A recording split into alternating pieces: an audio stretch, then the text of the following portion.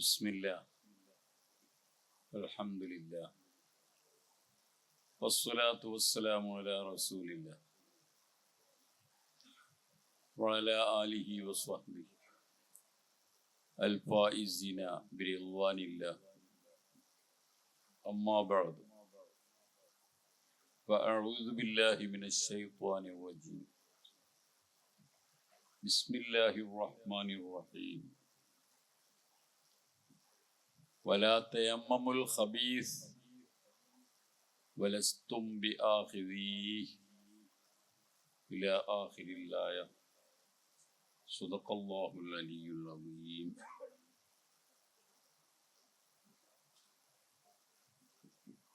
ബഹുമാന്യരായ ഉസ്താദുമാരെ, പ്രിയങ്കരായ സഹപ്രവർത്തകരെ, അള്ളാഹുവിൻ്റെ അനുഗ്രഹത്താൽ നമുക്കിവിടെ ഒത്തുചേരാൻ സാധിച്ചു. അതിന് അള്ളാഹുവിന് സ്തുതി പറയാം. അൽഹംദുലില്ലാഹി അലാ കുല്ലി ഹാൽ.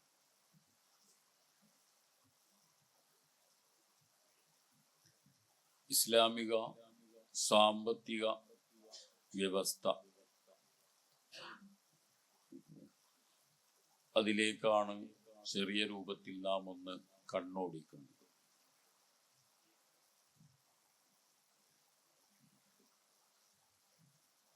ഇസ്ലാം ഒരു പിന്തിരിപ്പൻ പ്രസ്ഥാനമാണോ? ഇസ്ലാം ഒരു മുന്തിരിപ്പൻ പ്രസ്ഥാനമാണ്. എല്ലാ ഭാഗത്തും കയറി നെഗറ്റീവ് മാത്രം പറയുന്ന ഒരു മതമല്ല ഇസ്ലാം. മറിച്ച് പോസിറ്റീവ് പറയേണ്ടിടത്ത് പോസിറ്റീവ് പറയുക, നെഗറ്റീവ് പറയേണ്ടിടത്ത് നെഗറ്റീവ് പറയുക. മസ്ലഹത്ത് കാണുന്നിടത്ത് പോസിറ്റീവ് പറയും, മഫ്സദത്ത് കാണുന്നിടത്ത് നെഗറ്റീവ് പറയും. മഫ്സദത്ത് കാണാതെ നെഗറ്റീവ് പറയുന്നുണ്ടെങ്കിലാണ് പിന്തിരിപ്പൻ എന്ന വിശേഷണം യോജിക്കുക.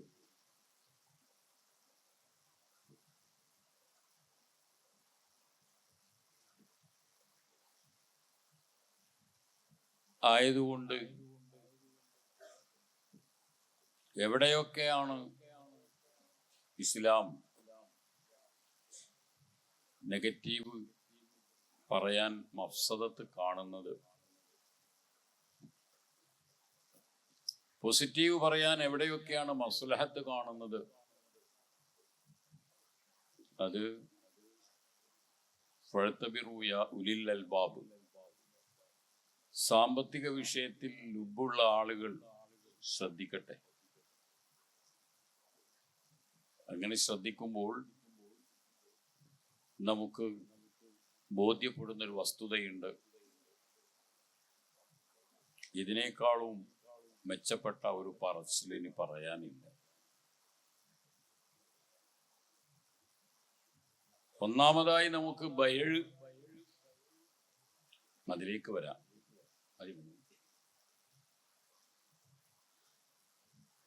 ബൈഅ് എന്ന് പറയുന്നതിനോട് എന്താണ് ഇസ്ലാമിന്റെ നയം?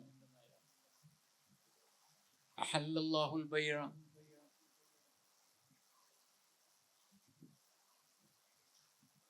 ബൈഅിനെ അള്ളാഹു ഹലാലാക്കി തന്നിട്ടുണ്ട്. കാരണം എന്തുകൊണ്ട്? ഒരാളുടെ കയ്യിലുള്ള ഒരു വസ്തുവിന്റെ മിൽക്ക് അതിനാവശ്യമുള്ള മറ്റൊരാളിലേക്ക് ചലിക്കണം. അതിൻ്റെ വില കൊടുക്കാൻ തയ്യാറുള്ള വ്യക്തിക്ക് ആ വിലയിന്മേലുള്ള ഓണർഷിപ്പ് തിരിച്ചും ചലിക്കണം. എങ്കിലേ ഭൂമിയിലെ ജീവിതം നേരെ ചൊവ്വേ മുന്നോട്ട് പോവുകയുള്ളൂ. അപ്പോൾ ചരക്കിന്റെ പേര് മുസമ്മൻ, ചരക്കിന്റെ മറുഭാഗത്ത് നിൽക്കുന്ന വിലയുടെ പേര് സമൻ. സമനിനെയും മുസമ്മനിനെയും പരസ്പരം മുഖാബലയിൽ മുഖാമുഖം വെക്കുക എന്നതുണ്ടായാൽ രണ്ടാൾക്കും മാറി മാറി ഓണർഷിപ്പ് ലഭിച്ചു.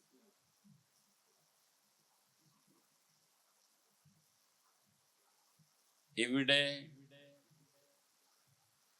ആ മുഖാമുഖം നിർത്തുക എന്നതിന്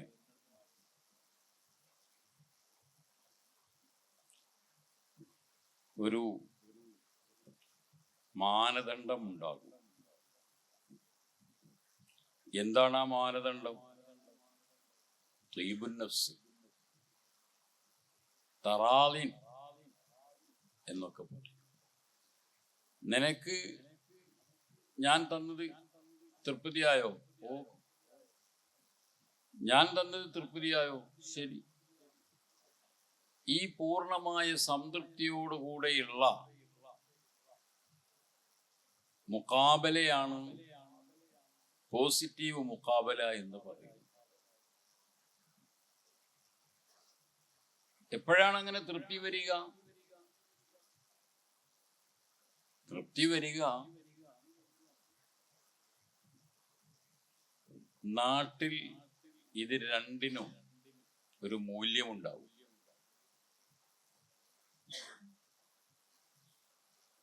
സമനിന് നാട്ടിലൊരു മൂല്യമുണ്ടാവും, മുസമ്മന് നാട്ടിൽ ഒരു മൂല്യമുണ്ടാവും.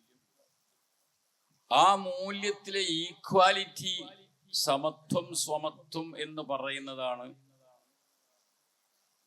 ഈ ത്വയ്ബുൻ നഫ്സിന് വഴിവെക്കുന്നത്, തറാലിക്ക് വഴിവെക്കുന്നത്. അപൂർവം ചില കേസുകളിൽ ഈ നാടിന്റെ മൂല്യകൽപ്പനയ്ക്ക് എബവ് വൈയക്തികമായ താല്പര്യത്തിന്റെ പേരിൽ കൊതി വീഴാറുണ്ട്. റഗ്ബത്ത് കൂടി പോവുക, അത് അദ്ദേഹത്തിന്റെ, ആ റാഗിബിന്റെ, ആ മോഹം കൂടിയവന്റെ വൈയക്തിക വിഷയമാണ്. അങ്ങനെ അദ്ദേഹത്തിന് ഇൻട്രസ്റ്റ് കൂടുന്ന അവസരത്തിൽ വസ്തുവിന്റെ മൂല്യവിലയേക്കാൾ കൂടുതൽ അയാൾ ത്വയ്ബുൻ നഫ്സോട് കൂടെ സെൻഡ് ചെയ്യുകയാണ്, വിടുകയാണ്, വിട്ടുകൊടുക്കുകയാണ് വില എങ്കിൽ ആ മൂല്യവിലയേക്കാൾ കൂടുതലുള്ള വില മുസമ്മനിന്റെ ഉടമയ്ക്ക് വാങ്ങാവുന്നതാണ്. കാരണം അറിയാം മൂല്യവില ഇതാണ്, പക്ഷെ മൂല്യവിലക്ക് എൻ്റെ വസ്തു ഞാൻ ഇപ്പോൾ തരാൻ ഉദ്ദേശിക്കുന്നില്ല. അപ്പൊ മറ്റേയാള് പറയുന്നു, ഞാനിതിനെ മോഹവില എന്ന് പറയുന്ന ഒരു വില തരാം, എനിക്കത് പൂർണ്ണമായും ഇഷ്ടമാണ്. അപ്പോൾ മറ്റേയാള് പറയുന്നു, എൻ്റെ വസ്തുവിനെ ഞാൻ തരാൻ തയ്യാറാവുന്നു. അപ്പൊ അവിടെ ത്വയ്ബുൻ നഫ്സ് വരുന്നുണ്ട്. എന്നാൽ ഈ മോഹവില എന്ന് പറയുന്ന കേസ് ഒഴിച്ച് സാധാരണഗതിയിലെ ബൈഇന്റെ അവസ്ഥ എന്ന് പറയുന്നത് സമനും മുസമ്മനും തമ്മിൽ നാട്ടുനടപ്പിന്റെ കാഴ്ചപ്പാടിൽ ഒരു ഖീമത്തുണ്ടാകും. അതിനെ സമന് മിസ്ലി എന്നോ അല്ലെങ്കിൽ ഖീമത്ത് എന്നോ ഒക്കെ വിശേഷിപ്പിക്കപ്പെടും. ആ ഒരു ഏർപ്പാട് കനം അപ്പുറവും ഇപ്പുറവും തൂക്കി തറാലിയോടുകൂടെയുള്ള ഹാൻഡ് ഓവറിങ്, ഓണർഷിപ്പിന്റെ ഹാൻഡ് ഓവറിങ്, അത് ആവശ്യമാണ് എന്നതിന്റെ പേരിൽ അഹല്ലല്ലാഹുൽ ബൈഅ.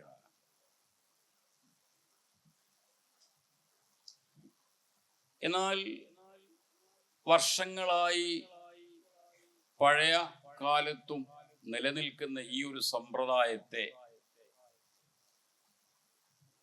അമ്പിയാക്കന്മാര് പഠിപ്പിച്ച സരണിയിൽ നിന്ന് സ്വൽപ്പം വഴി തെറ്റിക്കൊണ്ട് മനുഷ്യന്മാർ ഈ ഒരു വ്യവസ്ഥയെ ബൈഉം വശർത്ത് എന്ന് പറയുന്നതിലേക്ക് ചാഞ്ചാടുകയുണ്ടായി. ആദരവായ റസൂലുള്ളാഹി സ്വല്ലല്ലാഹു അലൈഹി വസല്ലമ തങ്ങൾ വന്നത് എല്ലാ വിധത്തിലുള്ള ചങ്ങലകളെയും ബന്ധനങ്ങളെയും ഒക്കെ നശിപ്പിക്കാൻ വേണ്ടിയിട്ടാണ്.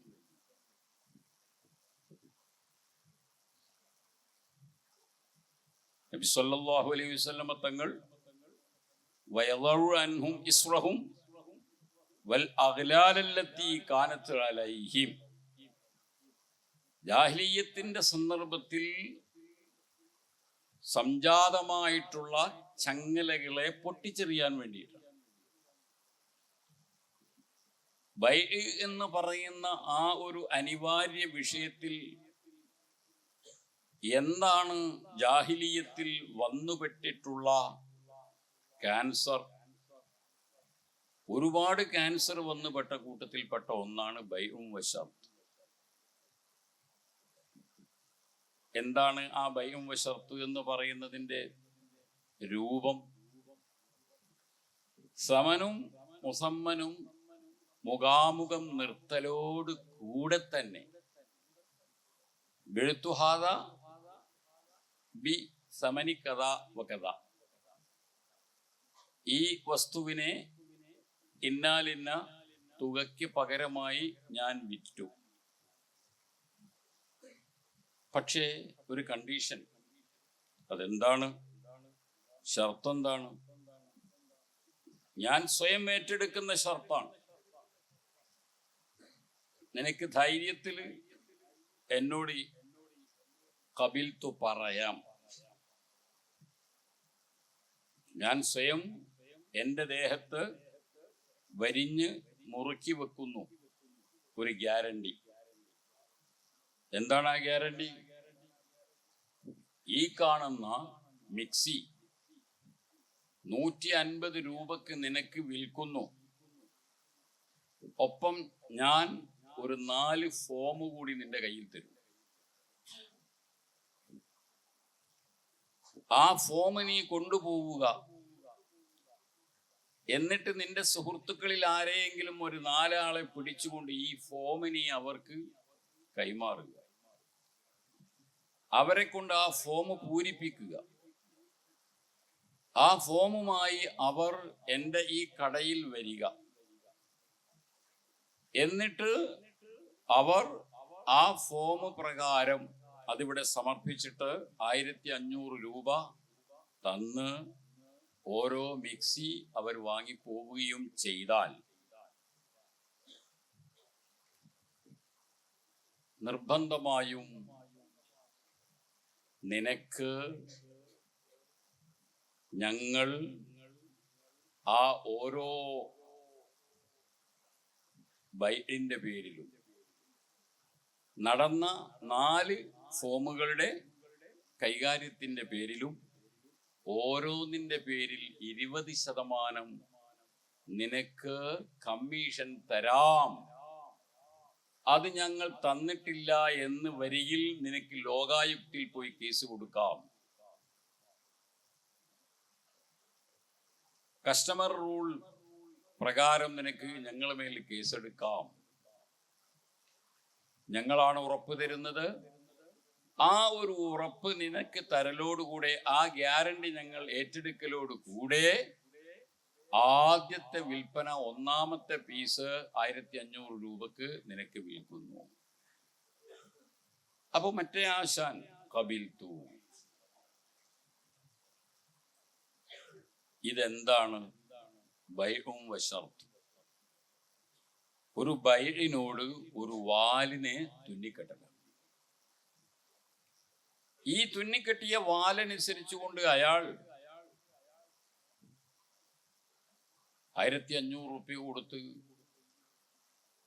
ഒരു പീസ് മിക്സിയും വാങ്ങി വീട്ടിലോട്ട് പോകുന്നു. അദ്ദേഹം നല്ല മനുഷ്യനാണ് എന്ന നിലയ്ക്ക് അദ്ദേഹം 4 ഫോമും വലിച്ചു കീറി.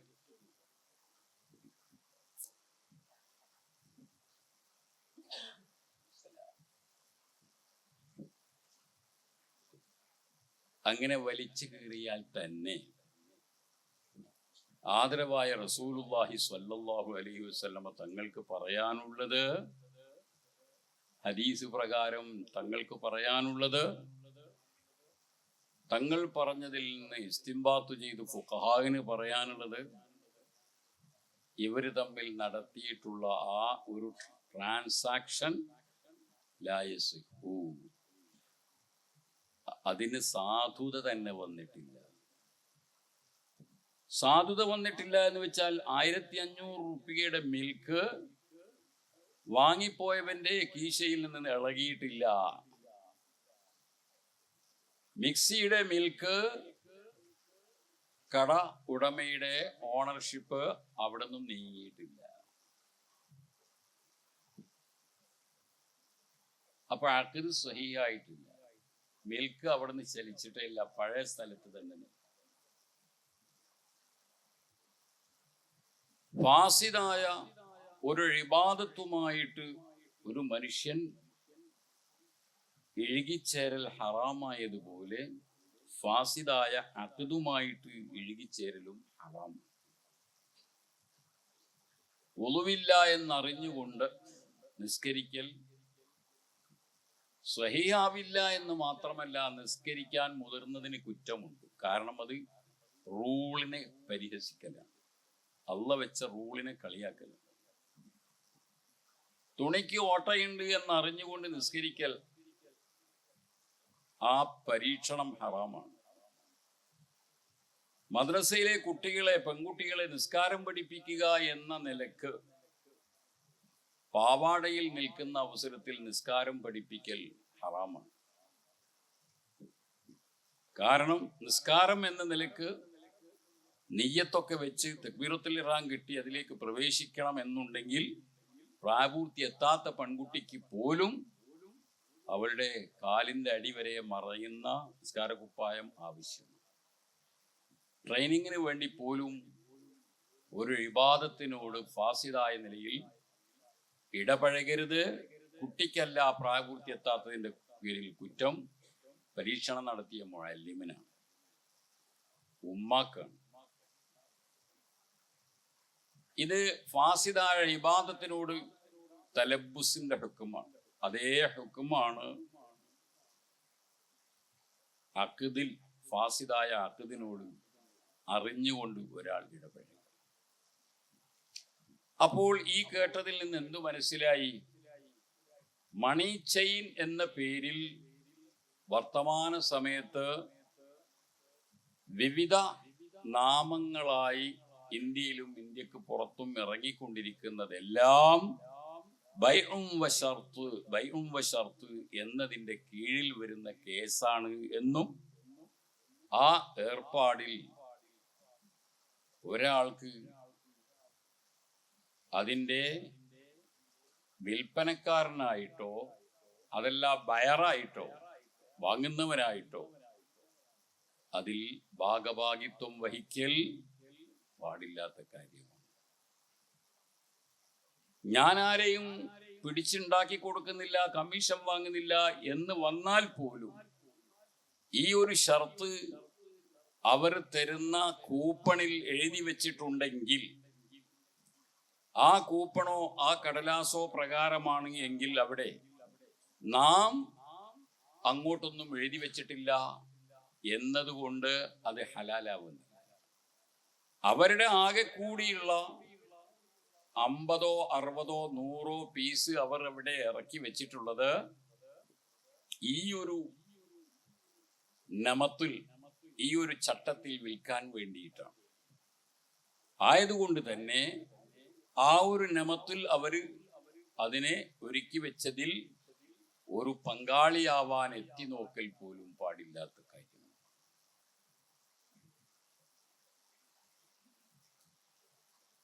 ഇതിന് പല സൈസ് മുഖങ്ങൾ ഉണ്ടാകും. ബൈഉം വശർത്ത് എന്നതിന് പല മുഖങ്ങളും. ഇനി ഈ ഷർത്ത് ഇതിലിപ്പോൾ മൈസിറ് മൈസിറ് മൈസിറ് എന്ന് പറയുന്ന ഒന്ന് വന്നണഞ്ഞിട്ടില്ല.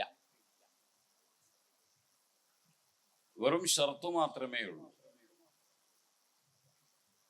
വർത്തമാനകാല മനുഷ്യന്റെ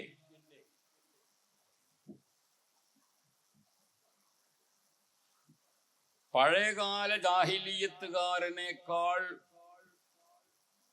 പുരോഗമിച്ച അധോഗതി പ്രാപിച്ച ഒരു ചാഞ്ചാട്ടം, അതിൻ്റെ മോഡലാണ് കടകളിൽ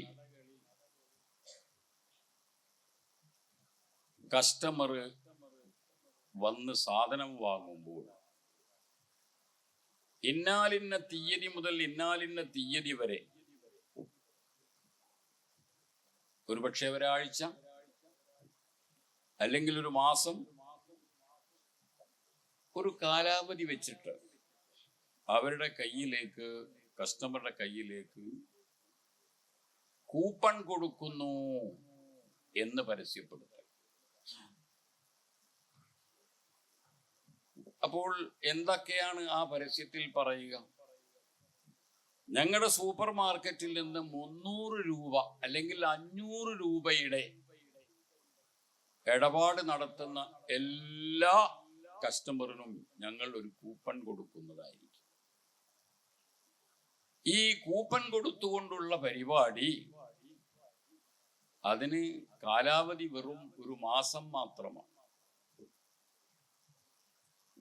ഒരു മാസം പൂർത്തിയാകുമ്പോൾ അതിനിടയിൽ ഞങ്ങളുമായി ഇടപാട് നടത്തിയ 500 രൂപയുടെ ഇടപാട് നടത്തിയ എല്ലാ ഓരോ കസ്റ്റമറും ഞങ്ങൾ തരുന്ന കൂപ്പൺ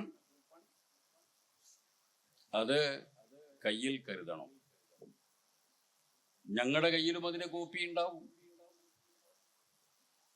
ഞങ്ങൾ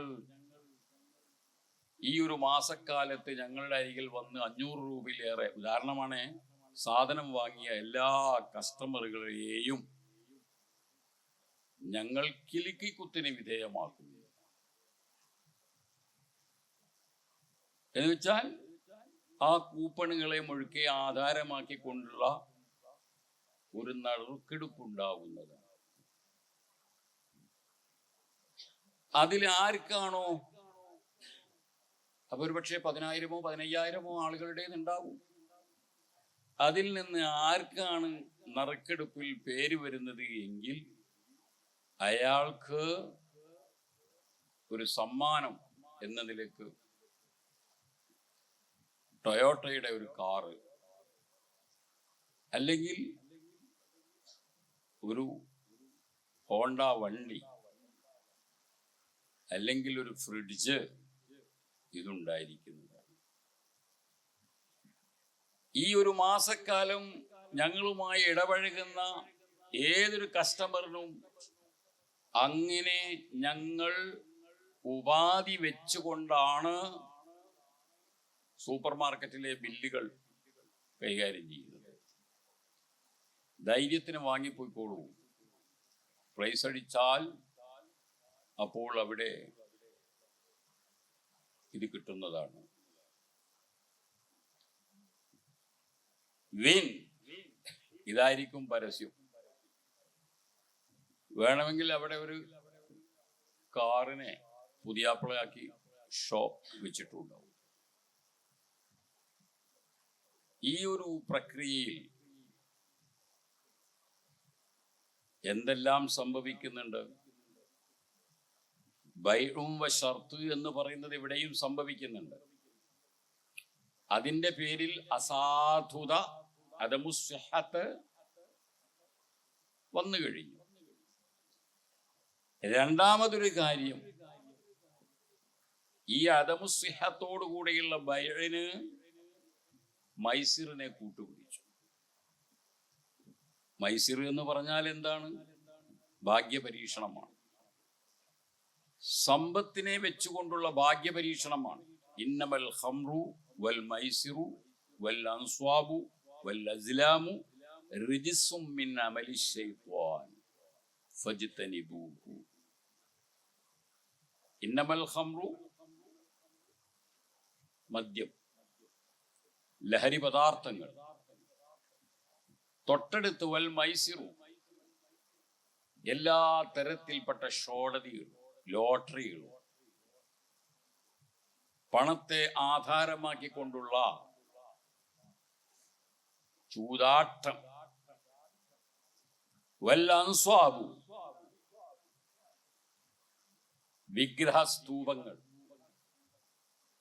വൽ അസ്ലാമു വിഗ്രഹങ്ങളെ ജയാപജയത്തിന്റെ കേന്ദ്ര ബിന്ദുവാക്കി നിർത്തിക്കൊണ്ടുള്ള അമ്പ് പരിശോധനകൾ. അങ്ങനെയുള്ള പ്രക്രിയകളൊക്കെ പണ്ടുണ്ടായിരുന്നതാണ്. ലാത്തക്ക് ഒരു അമ്പ്, ഉസ്സക്ക് ഒരു അമ്പ്, അങ്ങനെ ഖൈറുനും ഷെറിനും ഒക്കെയുള്ള അമ്പുകൾ വെച്ചിട്ട് പരീക്ഷണം. ശിർക്കാണ്. ദേവന്മാരെയും ദേവിമാരെയും ആസ്പദമാക്കിക്കൊണ്ടുള്ള പരീക്ഷണം. ഇതെല്ലാം റിജ്സുൻ മാലിന്യമാണ്. മിൻ അമലി ശൈത്വാൻ, അതെല്ലാം ശൈത്വാന്റെ വേല പലതുള്ളതിൽപ്പെട്ടതാണ്. അല്ലാഹു സുബ്ഹാനഹു വ തആല ഒരേ അവസരത്തിൽ മാലിന്യമെന്നും പൈശാചിക വേല എന്നും വിശേഷിപ്പിച്ച 4ൽപ്പെട്ട ഒരു നമ്പറാവുന്നു മൈസിർ. മൈസിർ എന്ന് പറയുന്നത് എന്താണ്? അത് ഏതെങ്കിലും ആളൊഴിഞ്ഞ കുറ്റിക്കാട്ടിൽ വെച്ചുകൊണ്ട് പണം വെച്ചുകൊണ്ടുള്ള ചൂതുകളി മാത്രമല്ല. കേരള ഗവൺമെന്റോ കർണാടക ഗവൺമെന്റോ നടത്തുന്ന ലോട്ടറി അത് മാത്രമല്ല. ബൈഇശ്റാഇനെ അഥവാ കച്ചവടത്തെ കേന്ദ്ര ബിന്ദുവാക്കി നിർത്തി കാറുകളെ കാണിച്ച് നടത്തുന്ന ആ ഭാഗ്യപരീക്ഷണവും മൈസിറാണ്. എങ്ങനെയത് മൈസിറാകുന്നത്? ചൂതുകളി പറമ്പിലേക്ക് പൈസയുമായി പോകുന്ന വ്യക്തി അയാൾ എന്ത് മോഹിച്ചിട്ടാണ് ആ പണിക്ക് പോകുന്നത്? ആദ്യം 100 രൂപ വെച്ചിട്ടാണ് കളിക്കുന്നത്. അയാളുടെ വിചാരം എന്താ? 100 അങ്ങോട്ട് എറിയുമ്പോൾ എനിക്ക് അത് 5000 മടങ്ങി വരട്ടെ. ഈ മോഹം വെച്ചിട്ടാണ്. പക്ഷെ ഒരാൾക്ക് കിട്ടും, മറ്റുള്ളവർക്ക് കിട്ടുകയും. ഒരാൾക്കല്ലേ കിട്ടുള്ളൂ. ഒരു മാസക്കാലം ഈ പീടികയിലേക്ക് ഈ പരസ്യം കണ്ട് വരുന്ന കസ്റ്റമർ തന്റെ കയ്യിൽ നിന്ന് 500 രൂപ കൊടുത്തുകൊണ്ട് ആ കടയിൽ നിന്ന് പാത്രമോ അരിയോ അദ്ദേഹം വാങ്ങുന്ന സന്ദർഭത്തിൽ അദ്ദേഹം അവിടെ മനസ്സിന്റെ ഉള്ളിൽ മുസമ്മനായിട്ട് എന്തൊക്കെയാ ഇരുത്തുന്നത്? 500 രൂപ എന്ന സമനം അങ്ങോട്ട് കൊടുക്കുമ്പോൾ ആ ആളുടെ മനസ്സിൽ കിടന്ന് ആടുകയാണ്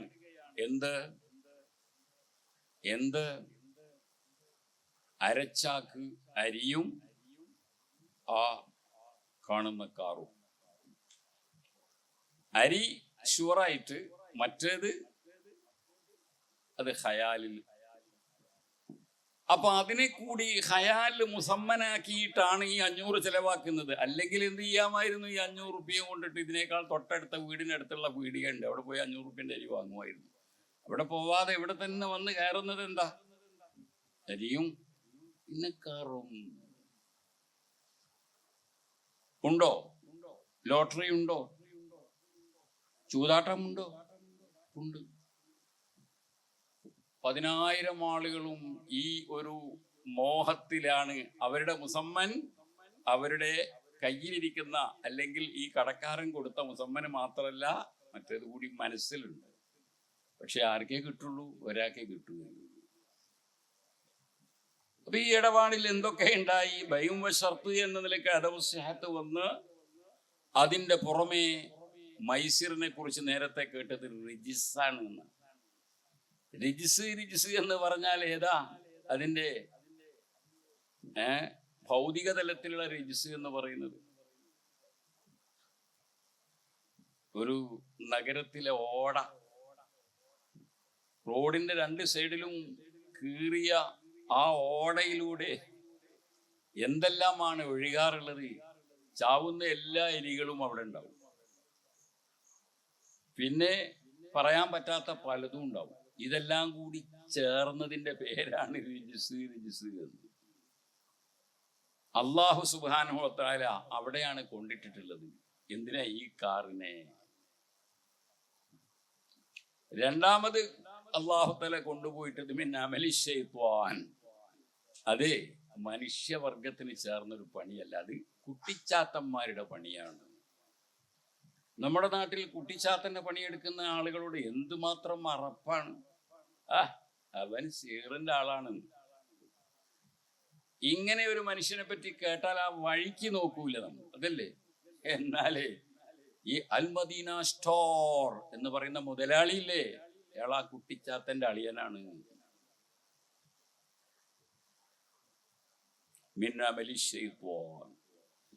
എന്നിട്ട് ഇപ്പുറത്ത് എന്താ അള്ളാഹു പറയുന്നത്? ഫജ്തനിബൂഹു.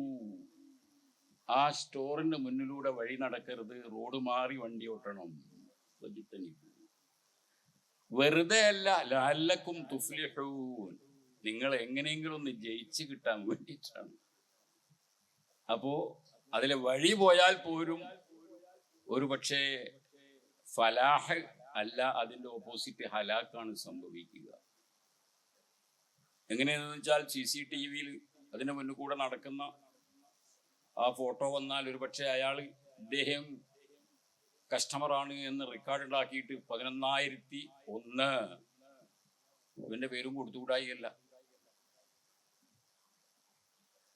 അപ്പൊ എന്തായി? ഫോട്ടോയിൽ കുടുങ്ങിയ ഒരു ഹലാക്കെങ്കിലും ഇവിടെ സംഭവിക്കും.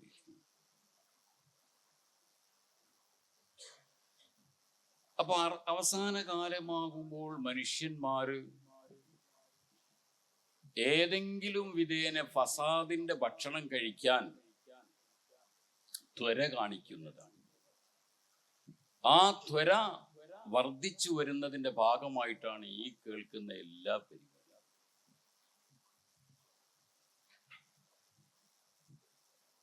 പെട്രോൾ പമ്പിൽ എണ്ണ അടിക്കുന്ന അവസരത്തിൽ അവർ അനൗൺസ് ചെയ്യുകയാണ്,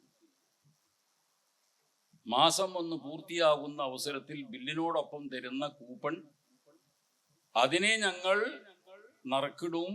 തൽസമയത്ത് നറുക്കിൽ വിജയിക്കുന്നയാൾക്ക് ഞങ്ങൾ ഇനി അടിക്കാൻ വരുന്ന അവസരത്തിൽ അയാൾ അടിക്കുന്ന എണ്ണന്റെ പൈസ വാങ്ങാതിരിക്കുമെന്നോ അല്ലെങ്കിൽ തത്തുല്യമായ എന്തെങ്കിലും ഒരു വാഗ്ദാനം നടത്തിയാൽ അതും ഇതിൽ തന്നെയാണ് പെടുക. കാരണം എന്തുകൊണ്ടെന്ന് വെച്ചാൽ അവിടെ നറുക്കിൽ ജയിക്കുന്ന ആള് എന്ന് പറയുമ്പോൾ മൈസൂർ വരികയുണ്ടായി. ആ അപ്പക്കഷ്ടം കാണിച്ചിട്ട് തന്നെയാണ് എന്ത് ചെയ്യുന്നത്? പമ്പിലേക്ക് ആളുകളെ കൂടുതൽ എടുപ്പിക്കുന്നത്. ഈ വകയിലുള്ള സാമ്പത്തിക ക്രമക്കേടുകൾ വരുമെന്ന് കണ്ടത് കൊണ്ട് തന്നെയാണ് ആദരവായ റസൂലുള്ളാഹി സ്വല്ലല്ലാഹു അലൈഹി വസല്ലമ തങ്ങൾ ഇതിന്റെ വാതിൽ തന്നെ അങ്ങോട്ട് കൊട്ടിയടിച്ചത്. എങ്ങനെയാ അള്ളാഹുവിന്റെ റസൂല് നമ്മുടെ തുഫയിലും മറ്റുമൊക്കെ മിൻഹാജിലും എല്ലാം കൊടുക്കുന്ന ആ ഇബാറത്ത് അതേ ക്രമത്തിൽ തന്നെയാണ് റസൂലുള്ളാഹി തങ്ങൾ പറഞ്ഞത്. എന്താ? ബൈഉം വശർത്ത് പാടില്ലാത്തതാകും, മൈസിർ എന്ന് പറയുന്ന സംഗതി പാടില്ലാത്തതാകും. അപ്പോൾ പിന്നെ ഒരു ചോദ്യം ഉണ്ടാകും, എന്ത്? കൂപ്പൺ പ്രകാരമുള്ള നറുക്കെടുപ്പ് ഇന്നാലിന്ന വ്യക്തിക്കാണ് കിട്ടിയത് എന്നുള്ളത് മറ്റുള്ളവരെല്ലാം അറിഞ്ഞപ്പോൾ അവർക്ക് ആ അവസരത്തിൽ അങ്ങോട്ട് ത്വീബുന്നസ് ഉണ്ടായാൽ പോരെ? ഏതെങ്കിലും ഒരുത്തന് കിട്ടിയല്ലോ, കിടക്കട്ടെ, അവനെങ്കിലും നന്നാവട്ടെ എന്ന് എല്ലാവരും കൂടി ആ സമയത്തൊരു ത്വീബുന്നസ് ഉണ്ടായാൽ അപ്പോൾ പിന്നെ ആ തീബുൻ നഫ്സിന്റെ ചൊറിച്ചിൽ അങ്ങ് നിൽക്കൂലേ? അങ്ങനെയൊരു ചോദ്യം വരാവുന്നതാണ്. ഓണത്തല്ല് ഹറാമാണ്. കളിക്കാരെല്ലാവരും ഇഷ്ടപ്പെട്ടാലും ശരി, നല്ല തീബുൻ നഫ്സോട് കൂടെയാണ് ഒരു 25 ബാല്യക്കാര് ഗ്രൗണ്ടിൽ ഇങ്ങോട്ട് ഇറങ്ങി. എന്തിന്? ഓണത്തല്ലിന്. ഒരു ഫായിദയില്ല, തല്ലോട് തല്ല് തന്നെ. കിട്ടുന്ന ആൾക്ക് തൃപ്തിയാ കിട്ടിക്കോട്ടെ. തീബുൻ നഫ്സിന്റെ കാര്യമല്ല. ശരീഅത്ത് ഒരു വിഷയത്തിൽ ഒരു തീരുമാനം അത് പ്രഖ്യാപിച്ചു കഴിഞ്ഞാൽ പിന്നെ അതിന്റെ അപ്പുറത്ത് തീബുൻ നഫ്സിന് പ്രസക്തിയില്ല. തീബുൻ നഫ്സിന് പ്രസക്തിയുള്ള സമയമുണ്ട്, അതിന് പ്രസക്തി ഇല്ലാത്ത സമയമുണ്ട്. ഒരു വേശ്യാസ്ത്രീ അവൾ ഒരു പുരുഷനുമായിട്ട് എഗ്രിമെന്റ് ആകുന്നു. ലൈംഗിക വീഴ്ചക്ക് 10,000 ഉറുപ്പിക. തീബുൻ നഫ്സോട് കൂടെ തന്നെയാണെങ്കിൽ പാടുണ്ടോ? കൊടുക്കുന്നവനും തൃപ്തിയാണ്, സ്ത്രീക്കും തൃപ്തിയാ. അല്ലാഹു സുബ്ഹാനഹു വ തആല ഒരു വിഷയത്തിൽ ഒരു ഹുക്മ് പ്രഖ്യാപിച്ചു കഴിഞ്ഞാൽ പിന്നെ അവിടെ നമ്മുടെ തീബുൻ നഫ്സിന് പ്രസക്തിയില്ല. ലാ തുൽഖൂ ബി ഐദീകും ഇല തഹ്ലുകത്തി എന്ന് പറയുന്നിടത്താണ് ഓണത്തല്ല് പാസ്സാവാതെ പോകുന്നത്. ലാ തുൽഖൂ ബി ഐദീകും ഇല തഹ്ലുക. പുകവലിക്കൽ ഹറാമാണ്. എന്തു വരുമ്പോൾ ഡോക്ടർ പറഞ്ഞു, നിനക്ക് ഈ പുകവലിക്കുന്ന കാരണത്താൽ നിന്റെ ആന്തരാവയവങ്ങൾക്ക് ആജിലായ മളറത്തുണ്ട്. നിക്കോട്ടിൻ കറ, അത് ആ മനുഷ്യനെ സംബന്ധിച്ചിടത്തോളം കറാഹത്താണ്, ഈ മനുഷ്യനെ സംബന്ധിച്ചിടത്തോളം ഹറാമാണ്. ആർക്കാണ് കറാഹത്താകുന്നത്? ആർക്കാണ് ഹറാമാകുന്നത്? ആദിലായ ഡോക്ടർ പറയുകയാണ്, നിന്റെ ബോഡി ചെക്ക് ചെയ്ത് നോക്കുമ്പോൾ നിക്കോട്ടിൻ അകത്ത് ചെന്നാൽ നിനക്ക് ആജിലായ എന്ന് വെച്ചാൽ തൽക്ഷണ മളറത്തുണ്ട്. നീ വളരെ പെട്ടെന്ന് തന്നെ ക്യാൻസർ ബാധിതനാകും. അങ്ങനെ വിവരം കിട്ടിയാൽ പിന്നെ അയാള് ലാ തുൽഖൂ ബി ഐദീകും ഇല തഹ്ലുക, ഓണത്തല്ലിനെ കൊണ്ട് പറഞ്ഞ മാതിരി തന്നെ അയാള് വലിക്കാൻ പോകുന്നത്. വേറെ ഒരു ചങ്ങാതി, ആരാണ് അയാള്? ജെന്റിൽമാൻ ആണ്. അയാൾക്ക് നല്ല ഫുൾ പവറിലാണ് നിൽക്കുന്നത്. Boxing champion Muhammad Ali Clay ഒക്കെ പോലെയുള്ള ആളാണ്. അദ്ദേഹത്തെ ചെക്ക് ചെയ്തപ്പോൾ ഡോക്ടർ പറഞ്ഞു, നിക്കോട്ടിനകത്ത് ചെന്നാലും പ്രതിരോധിക്കാനുള്ള ശേഷി നിന്റെ തടിക്ക് കാണുന്നുണ്ട്, ആജിലായ മളറത്തും കാണുന്നില്ല. ഇനി അഥവാ മളറത്ത് വരികയാണെങ്കിൽ തന്നെ ഒരു 40 കൊല്ലമൊക്കെ കഴിഞ്ഞിട്ടേ ഉണ്ടാവും. അങ്ങനെ ഡോക്ടർ പറഞ്ഞിട്ടാൽ അവിടെയും കറാഹത്ത് ബാക്കിയുണ്ടാവും. അപ്പൊ പറയുന്നത് എന്താണ്? ശരീരത്തിൽ ഒരു വിഷയത്തിൽ ആധികാരികമായ ഒരു വർത്തമാനം പറഞ്ഞാൽ ഇയാൾക്ക് പുകവലി ഇഷ്ടമാണല്ലോ എന്ന് പറഞ്ഞിട്ട് കാര്യമില്ല. വാങ്ങാൻ വന്ന വ്യക്തിക്ക് കടയിൽ നിന്ന് വിതരണം ചെയ്യുന്ന അവസരത്തിലും ഇത് തന്നെയാ വിധി. ഒരു സ്കെൽട്ടായ മനുഷ്യൻ വന്നിട്ട് പാസിംഗ് ഷോ വേണം, അല്ലെങ്കിൽ സിസർ വേണമെന്ന് പറഞ്ഞു. അയാളെ കണ്ടപ്പോ തന്നെ ബായിന് മനസ്സിലായി ഈ ചങ്ങാതിയുടെ ബോഡിക്ക് ഇത് പറ്റൂലല്ലോ. തീബുൻ നഫ്സ് ഉണ്ടല്ലേ, ആക്ക് ഇഷ്ടല്ലേ, കൊടുക്കട്ടെ, വിൽക്കാൻ പാടില്ല എന്നാണ്. കസ്റ്റമറെ നോക്കി വേണം അത്തരം സാധനങ്ങൾ വിതരണം ചെയ്യുന്നത്. അപ്പോൾ ഈ വിഷയത്തില് നമ്മുടെ തീബുൻ നഫ്സ് ഉണ്ടായിട്ടും കാര്യമല്ല. ലോട്ടറിയെ സംബന്ധിച്ച് ആദ്യമേ അങ്ങനെ പറഞ്ഞു കഴിഞ്ഞു, വൽ മൈസിറു വൽ അൻസ്വാബു വൽ അസ്ലാമു റിജ്സും മിൻ അമലി ശൈത്വാൻ ഫജ്തനിബൂ.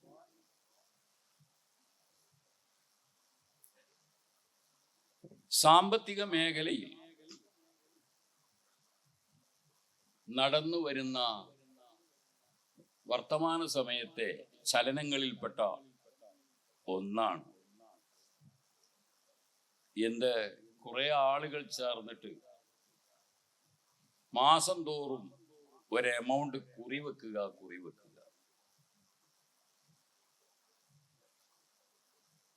100 പേര് ഐക്യപ്പെടുന്നു. എല്ലാ മാസവും 1-ാം തീയതി കുറി എടുക്കും. ചേർന്ന 100 പേരുടെയും പേര് ഒരു പാത്രത്തിലിട്ട് അതിൽ നിന്ന് ഏതെങ്കിലും ഒരാള് പേര് ബുക്കിയിടും. അതോടുകൂടെ ആ ഒരു മാസത്തിൽ പിരിഞ്ഞു കിട്ടിയ മുഴുവൻ ക്യാഷും അയാൾക്ക് അങ്ങോട്ട് കൊടുക്കും.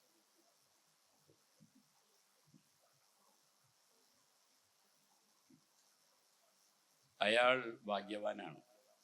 എങ്ങനെ ഭാഗ്യവാനാണ്? കിട്ടിയാൽ പിന്നെ നറുക്ക് വെക്കേണ്ടതില്ല. തൊട്ടടുത്ത മാസങ്ങളിലൊന്നും അയാൾ വെക്കേണ്ടതില്ല. ഇതാണ് നിയമം. എന്നാലും ശരി, അയാളുടേത് ഇനി വരില്ലല്ലോ എന്നറിയാവുന്നതോടുകൂടെ തന്നെ എല്ലാ ആളുകളും ഇതിൽ ചേരുകയാണ്. കാരണം എന്താ? ഒന്നാമത്തെ നറുക്ക് എനിക്കാകാം, എന്നാ പിന്നെ ഞാനായിരിക്കല്ലോ അടക്കേണ്ടതില്ലാത്തയാള്. ഈ ക്യാഷ് അതാത് പ്രാവശ്യം കിട്ടുന്ന വ്യക്തിക്ക് കിട്ടുന്നതിന്റെ മുമ്പ്, അവന്റെ കയ്യിലേക്ക് കൊടുക്കുന്നതിന് മുമ്പ് ഏതാനും മണിക്കൂറുകൾ സമയത്ത് അതുകൊണ്ട് ഒരു തിരിമറി നടത്താൻ കഴിയും എന്നുള്ളതായിരിക്കും ഇതിന്റെ മൂപ്പനുള്ള ഒരു ഗുണം. അല്ലെങ്കിൽ ഒന്നാമത്തെയോ രണ്ടാമത്തെയോ നറുക്ക് അയാൾക്ക് എല്ലാവരും കൂടി സർവീസ് ചാർജ് എന്നതിലേക്ക് കൊടുക്കണം എന്നതായിരിക്കും അയാൾക്ക് അതിലുള്ള മികവ്. പക്ഷെ ചേരുന്നത് എന്തുകൊണ്ടാണ്? കിട്ടിയാൽ പിന്നെ അടുത്ത തവണ വെക്കണ്ട, ബാക്കിയുള്ളവർ വെച്ചുകൊണ്ടിരിക്കണം. ഇത് ചിലപ്പോൾ ഫ്രിഡ്ജിന്റെ പേരിൽ ഉണ്ടാവാറുണ്ട്, റാഡോ വാച്ചിന്റെ പേരിൽ ഉണ്ടാവാറുണ്ട്. റാഡോ വാച്ച് സ്വായത്തമാക്കാൻ മോഹമുള്ള ഒരുപാട് ആളുകളുണ്ട്. അവരെ എല്ലാവരെയും വശീകരിക്കാൻ പറ്റിയ മാർഗമാണ്. കുറിയുണ്ട്, റാഡോ കുറി. എന്താ സ്വഭാവം? എല്ലാ മാസവും കുറിയെടുപ്പുണ്ടാവും, പൈസ അടക്കണം. പക്ഷെ കിട്ടിയാൽ കിട്ടിയ പൈസ അടക്കേണ്ടതില്ല. സാമ്പത്തിക കുറ്റകൃത്യമാണ്. ഇതും മൈസൂരിലാണ് വിടുക, ലോട്ടറിയിലാണ് വിടുക. ഭാഗ്യപരീക്ഷണമാണ്. ചെയ്യുന്നുണ്ട്, മുസ്ലിങ്ങൾ തന്നെ നടത്തിക്കൊണ്ടുപോകുന്നുണ്ട്.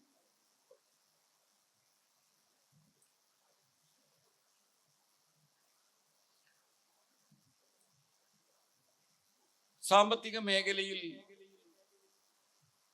ചിലർക്ക് ഉദിക്കുന്ന ഒരു ചോദ്യമാണ്, എന്ത്? നിവൃത്തിയില്ലാത്തത് കൊണ്ട്, ഡെപ്പോസിറ്റ് ചെയ്യാൻ വേറെ നിവൃത്തിയില്ലാത്തത് കൊണ്ട് ബാങ്കിൽ പണം കൊണ്ടുപോയി ഇടേണ്ടി വരുന്നു. കാരണം അമാനത്തുള്ള മറ്റൊരു സ്ഥലവും ബാക്കിയില്ല. വീട്ടിൽ വെച്ചാൽ കള്ളൻ കൊണ്ടുപോകും. കൊടുക്കാൻ പറ്റിയ മനുഷ്യന്മാരില്ലതാനും.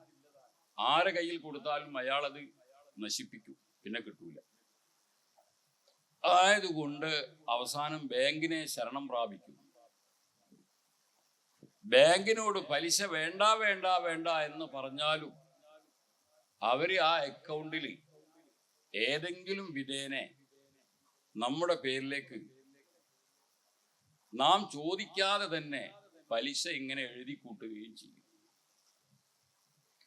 അങ്ങനെ എഴുതി കൂട്ടുന്ന പലിശ ഒരു എമൗണ്ടായി വലുതാകുമ്പോൾ, 5000-ഉം 10,000-ഉം ഒക്കെ ആകുമ്പോൾ, ഞാനൊരിക്കലും അത് ആഗ്രഹിച്ചിട്ടില്ല, പക്ഷെ എൻ്റെ അക്കൗണ്ടിൽ എൻ്റെ സമ്മതമില്ലാതെ തന്നെ അവരതിനെ ചാർത്തിക്കഴിഞ്ഞു. ആയതുകൊണ്ട് ആ തുക പിൻവലിച്ചിട്ട്, എൻ്റെ പേരിൽ വന്നുപോയ ആ ഒരു തുക പിൻവലിച്ച് ഏതെങ്കിലും സാമൂഹ്യ പ്രവർത്തനങ്ങൾക്ക് നീക്കി വച്ചുകൂടെ? സാമൂഹ്യ സേവനങ്ങൾ എന്ന് പറഞ്ഞാൽ അതിൻ്റെ അർത്ഥം എന്താണ്? നമ്മുടെ കറിയയിൽ ഒരു ബസ് സ്റ്റോപ്പ് ഉണ്ടാക്കാൻ തീരുമാനിച്ചിട്ടുണ്ട്. ലയൺസ് ക്ലബ്ബുകാർ, റോട്ടറി ക്ലബ്ബുകാർ, അതല്ലെങ്കിൽ വിദ്യാനികേതൻ എന്ന പേരിൽ അവിടെ ഉണ്ടായ ഒരു ക്ലബ്ബുകാർ. അവർക്ക് മെല്ലെ വാങ്ങിക്കൊടുത്താൽ എന്താ കുഴപ്പം? പ്രശ്നമുണ്ടോ? ഞാൻ തിന്നാതിരുന്നാ പോലെ. ഇനി അതുമല്ല എങ്കിൽ വിർക്കയുടെ പിരിവ് നടക്കുന്നുണ്ട്, അതിലേക്ക് കൊടുത്തുകൂടെ? നമ്മോട് അത്തരമൊരു ചോദ്യം വന്നാൽ നമുക്ക് അതിന് മറുപടി പറയാനുള്ളത് എന്താണ്? വിർക്കന്റെ പിരിവ് നടക്കുന്നിടത്തേക്ക് പിരിവ് കൊടുക്കുക തന്നെ വേണം. പക്ഷേ അത് ഡയാലിസിസിനായിരിക്കണം. വൃക്ക മുറിച്ചു മാറ്റുക എന്ന് പറയുന്നതിന്റെ വിഷയം അന്വേഷിക്കുമ്പോൾ ഫിഖ്ഹ് അവിടെ പറയുക, ഒരു മനുഷ്യന് അവന്റെ സ്വന്തം ശരീരത്തിലെ ഒരു ജുസിന്റെ കാര്യത്തിലും ഓണർഷിപ്പ് ഇല്ല. അപ്പൊ അത് അള്ളാഹു തന്നത് അവൻ പിൻവലിക്കുമ്പോൾ പോവുക എന്നല്ലാതെ അതിനെ ഹിബത്തായിട്ട് കൊടുക്കാനും പൈസക്ക് കൊടുക്കാനും ഒന്നും അജിസായിന്റെ പേരിൽ മനുഷ്യന് അധികാരമില്ല. മിൽക്കുണ്ടെങ്കിലല്ലേ ഹിബത്തായിട്ട് കൊടുക്കാൻ പറ്റുള്ളൂ. മിൽക്കുണ്ടെങ്കിലല്ലേ എന്തായി കൊടുക്കാൻ പറ്റുള്ളൂ, വിൽക്കുക എന്നതിൽ കൊടുക്കും. അപ്പൊ പിന്നെ വിർക്കന്റെ കാര്യത്തിലുള്ള ഫണ്ടിലേക്ക് പൈസ കൊടുക്കണം. അതെന്തിന്? ഡയാലിസിസിന് കൊടുക്കണം. പക്ഷെ ആ കൊടുക്കുന്നത് ഏതിൽ നിന്നാവരുത്? ഈ പറയുന്ന ബാങ്കിലെ പലിശ പിൻവലിച്ചുകൊണ്ടാവരുത്. എന്താ ഖുർആൻ പറയുന്നത്? വലാ തയമ്മമുൽ ഖബീസ. സംഭാവന കൊടുക്കുന്ന അവസരത്തിൽ നിങ്ങൾ ദുഷിച്ചത് കൊടുക്കാൻ വേണ്ടി വിചാരിച്ചു പോകരുത്. കൊടുക്കരുത് എന്നല്ല പറയുന്നത്, ലാ തൊഴുത്തു എന്നല്ല പറയുന്നത്. ആ വിചാരം പോലും പാടില്ല. ഖബീസിനെ കൊടുക്കട്ടെ എന്ന വിചാരം പോലും പാടില്ല. പിന്നെ എന്ത് വിചാരിക്കണം? നല്ലത് കൊടുക്കട്ടെ എന്ന് വിചാരിക്കണം. നമ്മുടെ കയ്യിൽ വേറെയും ക്യാഷ് ഉണ്ടല്ലോ. ബാങ്കിൽ നമ്മൾ ഇട്ട അടിസ്ഥാന പൈസ അവിടെ കിടക്കുന്നില്ലേ, പലിശ അല്ലാത്തത്. അതിൽ നിന്ന് പിൻവലിച്ചു കൊടുത്താൽ പോരെ. ഖബീസിനെ നിങ്ങൾ കൊടുക്കരുത് എന്നല്ല പറയുന്നത്, അതിനെ കരുതുക പോലും ചെയ്യരുത്. കാരണം എന്താ? വലസ്തും ബിആഖിദിഹി. നിങ്ങളാണ് എന്നുണ്ടെങ്കിൽ അത് വാങ്ങി തിന്നൂലല്ലോ. ഇല്ലാന്ന് തോന്നിയതു എനിക്ക് വേണ്ട, ഞാൻ എന്നാൽ ഹാജിയാര മകനാണ്, അല്ലെങ്കിൽ എനിക്ക് നാട്ടിൽ കുറച്ചൊക്കെ ഒരു നിലവാരമുള്ള ആളാണ്, ഞാൻ പലിശ വാങ്ങി തിന്നു. അപ്പൊ നീ തിന്നാത്തത് മറ്റേ ആൾക്ക് കൊടുക്കാൻ പറ്റുമോ? ആ ഭാഗമേ ചിന്തിക്കരുത്. എന്തുകൊണ്ടെന്ന് വെച്ചാൽ ഈ പലിശ എന്ന പേരിലുള്ള തുക അത് ഒരു നിലക്കും നമ്മൾ വാങ്ങിയാലും വാങ്ങിയില്ലെങ്കിലും നമ്മുടെ മിൽക്കിലേക്ക് വരില്ല. കാരണം അള്ളാഹുവാണ് റിബനെ ഹറാമാക്കിയത്. അള്ളാഹ് ഹറാമാക്കിയ കാലത്തോളം നമ്മൾ വാങ്ങിയാലും നമ്മുടെ മിൽക്കിൽ വരൂല, വാങ്ങിയില്ലെങ്കിലും മിൽക്കിൽ വരില്ല. അപ്പോൾ പിന്നെ എങ്ങനെയാവുന്നത്? എന്തു ചെയ്യും എന്ന ചോദ്യം ചോദിച്ചാൽ, ഇവിടെയൊക്കെയുള്ള ചാരായ ഷോപ്പില്, ബാറില് രാത്രി കള്ള് ബാക്കിയാൽ എന്താക്കും എന്ന് ചോദിച്ചാൽ എന്താ മറുപടി അറിയാ? വാഴത്തുൽമാല് ഹറാമാണെന്നാ നമ്മളെല്ലാവരും കൂടി കുടിക്കാം. അതല്ലല്ലോ അതിന്റെ മറുപടി. എനിക്ക് അതിലേക്ക് അടുക്കാൻ പറ്റൂല. അപ്പൊ പിന്നെന്തോ ആയിക്കൊള്ളട്ടെ. നമ്മുടെ അക്കൗണ്ട് വലിച്ചങ്ങോട്ട് കീറുക, നമ്മുടെ ഈ ക്യാഷ് വാങ്ങാൻ ആരാണ് നമ്മുടെ അനന്തരാവകാശിന്റെ പേരവിടെ പറഞ്ഞു കൊടുത്തിട്ടുണ്ടെങ്കിൽ അവനോട് പറയുക, എന്ത്, ഞാൻ മരിച്ചാൽ ഒരു പക്ഷേ ബാങ്കിൽ നിന്ന് ഇങ്ങനെ ഒരു ബാലൻസ് വരും, നീ അത് വാങ്ങാൻ പാടില്ല. അങ്ങനെ ആരും വാങ്ങുന്നില്ല എന്ന് കണ്ടു കഴിഞ്ഞാൽ പിന്നെ അതിന്റെ വഴിക്ക് അതങ്ങ് പോയിക്കോളും.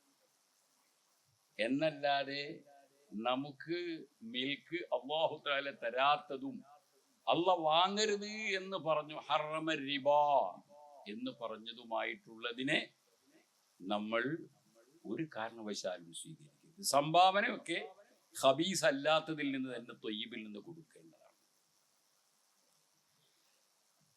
എനിക്ക് പലിശ തരണമെന്ന് ആദ്യമേ ഷർത്താക്കിയിട്ടില്ലല്ലോ. അവിടെ എന്റേതായ ഡെപ്പോസിറ്റിന്റെ സന്ദർഭത്തിൽ എന്ന ന്യായം പറഞ്ഞ് രക്ഷപ്പെടാൻ നമുക്ക് പഴുതുണ്ടോ? ആ പഴുതുമില്ല. കാരണം എന്താണെന്നറിയാം? ഒരു ബാങ്ക് നിലവിൽ വരുന്ന അവസരത്തിൽ അതിൻ്റെ നടത്തിപ്പിന്റെ റൂൾ അതിൻ്റെതായ ബോഡി എഴുതി തയ്യാറാക്കും. നമ്മുടെ ബാങ്കിന്റെ നടത്തിപ്പ് ഇന്ത്യൻ റിസർവ് ബാങ്കുമായി കണക്റ്റഡ് ആണ്. റിസർവ് ബാങ്ക് പാർലമെന്റ് അംഗീകരിച്ച വ്യവസ്ഥ അനുസരിച്ചുകൊണ്ട് ബാങ്കിന്റെ നടത്തിപ്പിനുണ്ടാക്കിയ ഷർത്തുകൾ ഇതൊക്കെയാണ്. ഇന്ത്യൻ ബാങ്കിൽ ഒരിടത്തും ഏത് അനുവദിച്ചിട്ടില്ല, ഇസ്ലാമിക് ബാങ്ക് എന്ന പേരിൽ ഒരു ബാങ്ക് അനുവദിച്ചിട്ടില്ല. റിസർവ് ബാങ്ക് അനുവദിച്ചിട്ടുള്ള ആ സിസ്റ്റത്തിലാണ് നമ്മളിപ്പോൾ തട്ടിക്കൂട്ടുന്ന ക്രിസ്ത്യൻ ബാങ്ക്, അതല്ലെങ്കിൽ SBI, ഏതാവട്ടെ അതിൻ്റെ മാനേജ്മെന്റ് അതിനെയാണ് ഫോളോ ചെയ്യുന്നത്. ആ ഫോളോ ചെയ്തതിന് ശേഷം ഈ SBIക്കാർ എന്തു ചെയ്യും? ആര് ഡെപ്പോസിറ്റ് ചെയ്യാൻ വന്നാലും അദ്ദേഹത്തിന്റെ ഡെപ്പോസിറ്റിന്റെ സമയത്തിന് മുമ്പ് അയാളുടെ മുമ്പിൽ ഒരു ഫോം കൊടുക്കും. ആ ഫോമിൽ ഉണ്ടായിരിക്കും ഞങ്ങൾ ആരെ ഫോളോ ചെയ്യുന്നു, ഞങ്ങൾ റിസർവ് ബാങ്കിനെ ഫോളോ ചെയ്യുന്നു. റിസർവ് ബാങ്ക് ഫോളോ ചെയ്യുന്ന എല്ലാ നിയമ നടപടികൾക്കും വ്യവസ്ഥകൾക്കും അനുസരിച്ച് നിങ്ങളുടെ ബാങ്കിൽ ഞാൻ എൻ്റെ 1,00,000 രൂപ നിക്ഷേപിക്കാൻ തയ്യാറായി എന്നാണ് നമ്മൾ എഴുതി ഒപ്പിട്ട് കൊടുക്കുന്നത്. ഒപ്പിട്ട് കൊടുക്കുന്ന അവസരത്തിൽ അതൊന്നും ഒരുപക്ഷെ നമ്മൾ വായിച്ചോളണല്ലോ, ഒപ്പ് മതി. ആ ഒപ്പ് എന്താണ്? അവരും മാനേജറും നമ്മളും ഒപ്പിട്ട് കഴിഞ്ഞാൽ പലിശ വ്യവസ്ഥയിൽ അധിഷ്ഠിതമായ ഒരു ഇടപാട് ഞാൻ തയ്യാറായിരിക്കുന്നു. അപ്പോ എൻ്റെ ഭാഗത്ത് നിന്ന് എനിക്ക് ഷർത്താക്കൽ ഉണ്ടായിട്ടില്ലല്ലോ എന്ന ഒരു ന്യായത്തിന് ഒരു വകുപ്പുമില്ല. അതിന് തന്നെയാണ് അവർ നിർബന്ധമായും ഈ ഒപ്പിടിക്കൽ പരിപാടി. ആ ഒപ്പിൽ എന്തിനാണ് നമ്മൾ കൂട്ട് നിന്ന് കൊടുക്കുന്നത്? ബാങ്കിന്റെ മുഴുവൻ റൂൾസുകൾ പ്രകാരവും ഞാൻ റെഡി. അപ്പോൾ ആ ഒരു ചിന്താഗതിയും വലിച്ചെറിയേണ്ടതാണ്. കൊടുക്കുന്നവരുണ്ടാകാം, അനുവദിക്കാം, കുഴപ്പമില്ല, നമ്മൾ തിന്നുന്നില്ലല്ലോ എന്നൊക്കെ ചിന്തിക്കുന്ന ആളുകളുണ്ടാവും. പക്ഷേ വിഷയത്തെ നേരെ പോ എന്ന നിലക്ക് കാണുന്ന ഒരാളെ സംബന്ധിച്ചിടത്തോളം ഈ പറയുന്ന ഒരു പ്രക്രിയക്കും ഒരു പഴുതുമില്ല. ഇനി പള്ളി കമ്മിറ്റിക്കാര് അവരുടെ മദ്രസയും പള്ളിയും ഒക്കെ നടത്തുന്നതിന് കമ്മിറ്റിക്കാര് ഒരു കുറിവെക്കൽ പരിപാടി നടത്തുന്നു. കിട്ടിയാൽ പിന്നെ വെക്കണ്ട എന്നൊന്നുമല്ല, കിട്ടിയാലും വെക്കണം. സാധാരണ കുറികൾക്കുണ്ടാകുന്ന പോലെ അവസാനം വരെ വെക്കണം. പക്ഷേ അവര് പറയുകയാണ്, എന്താ പറയുന്നത്? കമ്മിറ്റി നടത്തുന്ന കുറിയിൽ ചേരുന്ന ആളുകളോട് എല്ലാ മാസവും ഓരോരുത്തരും 1000 ഉറുപ്പിക വീതം വെക്കണം. കുറി കെട്ടുന്നവന് നറുക്ക് പ്രകാരം കിട്ടുന്നവന് ആ തുക 5 ലക്ഷമോ എത്ര ഉള്ളത് അങ്ങോട്ട് കൊടുക്കുകയും ചെയ്യും. പക്ഷേ ഒരു കാര്യമുണ്ട്. എന്താണ്? നമ്മുടെ പള്ളി കമ്മിറ്റിയാണ് ഇത് നടത്തുന്നത് എന്നതിൻ്റെ പേരിൽ ഇതിൽ അംഗമായി ചേരുന്ന ഏതൊരാളും അയാൾക്ക് 5 ലക്ഷം കിട്ടുന്ന അവസരത്തിൽ ആ കിട്ടുന്ന തുകയിൽ നിന്ന് 5000 രൂപ, ഒരു ഉദാഹരണം പറയാം, അതിവിടെ നുസ്രത്തുൽ മസാക്കീൻ ഫണ്ടിലേക്ക് കൊടുത്തിട്ടേ പോവാൻ പാടുള്ളൂ. അപ്പൊ എല്ലാ മാസവും നുസ്രത്തുൽ മസാക്കീനിലേക്ക് 5000 റുപ്യ കിട്ടി. അപ്പൊ എന്തായി? പള്ളി ഓടി, മദ്രസ ഓടി, നുസ്രത്ത് ഓടി. കമ്മിറ്റിന്റെ കണ്ടുപിടുത്താണ്. ഇങ്ങനെയുള്ള ഒരു ഷർത്ത് വെച്ചുകൊണ്ടുള്ള ഒരു കുറിവെപ്പ്, അത് പള്ളിന്റെ പേരിലല്ല, ഇനി കഅബയുടെ പേരിൽ തന്നെ ഉണ്ടാക്കിയാലും പാടില്ലാത്ത കാര്യം, ചെയ്യാൻ പാടില്ലാത്ത. അങ്ങനെ കമ്മിറ്റി നന്നാവണ്ട, അങ്ങനെ ഒരു മസാക്കീനും നന്നാവണ്ട. ഷർത്ത് വെക്കാതെ പറയാം, ഓരോരുത്തന്റെയും പൈസ കിട്ടിയതിന് ശേഷം, അല്ല നീ പോവുക, അങ്ങനെ അങ്ങോട്ട് പോകുന്നത് ശരിയുണ്ടോ? ഇവിടെ ഇങ്ങനെ ഒരു പരിപാടിയൊക്കെ നടക്കുന്നില്ലേ, അതിലേക്ക് എന്തെങ്കിലും ഒന്ന് കൊടുത്തു പോവണ്ടേ? അപ്പൊ അയാൾക്ക് ഖിയാറുണ്ടാവണം. അത് ഞാൻ തീരുമാനിച്ചോളാം, കൊടുക്കണോ കൊടുക്കണ്ടേന്ന് പിന്നെ പറയാ, അല്ലെ ഇപ്പൊ തന്നെ പിടിച്ചോളൂ. അങ്ങനെ ഷർത്ത് വെക്കാതെ പിരിഞ്ഞു പോകുന്ന അവസരത്തിൽ ഒരു നസീഹത്ത് എന്ന നിലയ്ക്ക് അവതരിപ്പിക്കുകയല്ലാതെ ഈ പറയുന്ന കുറിയുടെ മുന്നോടിയായിട്ട് ഇതേ ഒരു ഷർത്ത് പ്രകാരമേ ഈ ഒരു പരിപാടിയിൽ നിങ്ങൾ ചേരാൻ പാടുള്ളൂ എന്ന് പറയുന്നത്, യഥാർത്ഥത്തിൽ കുറി എന്ന് പറയുന്നത് എന്താണ്? കുറി എന്ന് പറയുന്നത് ആദ്യമാദ്യം കിട്ടുന്നയാൾക്ക് വൈകി കിട്ടുന്ന ആളുകൾ അവര് കടം കൊടുക്കുകയാണ്. ഒരു കറള് അവിടെ സംഭവിക്കും. ആദ്യം കിട്ടുന്ന വ്യക്തി ആരാണ്? അയാള് ഭാഗ്യവാന് എന്ന് വിളിക്കുന്നുണ്ടെങ്കിലും അദ്ദേഹത്തിന്റെ പേര് മുഖത്തരിള് എന്നാ. ബാക്കിയുള്ള എല്ലാവരും കൂടി ഇയാൾക്ക് കടം കൊടുത്തിരിക്കുക. ഇനി ഓരോ മാസവും അയാൾ എന്ത് ചെയ്തുകൊണ്ടിരിക്കുകയാണ്? അയാൾ കടങ്ങനെ വീട്ടിക്കൊണ്ടേയിരിക്കുകയാണ്. അപ്പൊ മുഖത്തരിലും മുഖരിലും ആയിട്ടുള്ള ഒരു പരിപാടിയാണ്. അതിലേക്ക് പിന്നെ എന്ത് ചെയ്തിരിക്കുന്നു? ആ കറള് എന്ന് പറയുന്ന പരിപാടി കൈകാര്യം ചെയ്യാൻ വേണ്ടി മൂപ്പൻ എന്ന് പറയുന്ന ആൾക്ക് എല്ലാവരും കൂടി വക്കാലത്തും കൊടുത്തിരിക്കുക.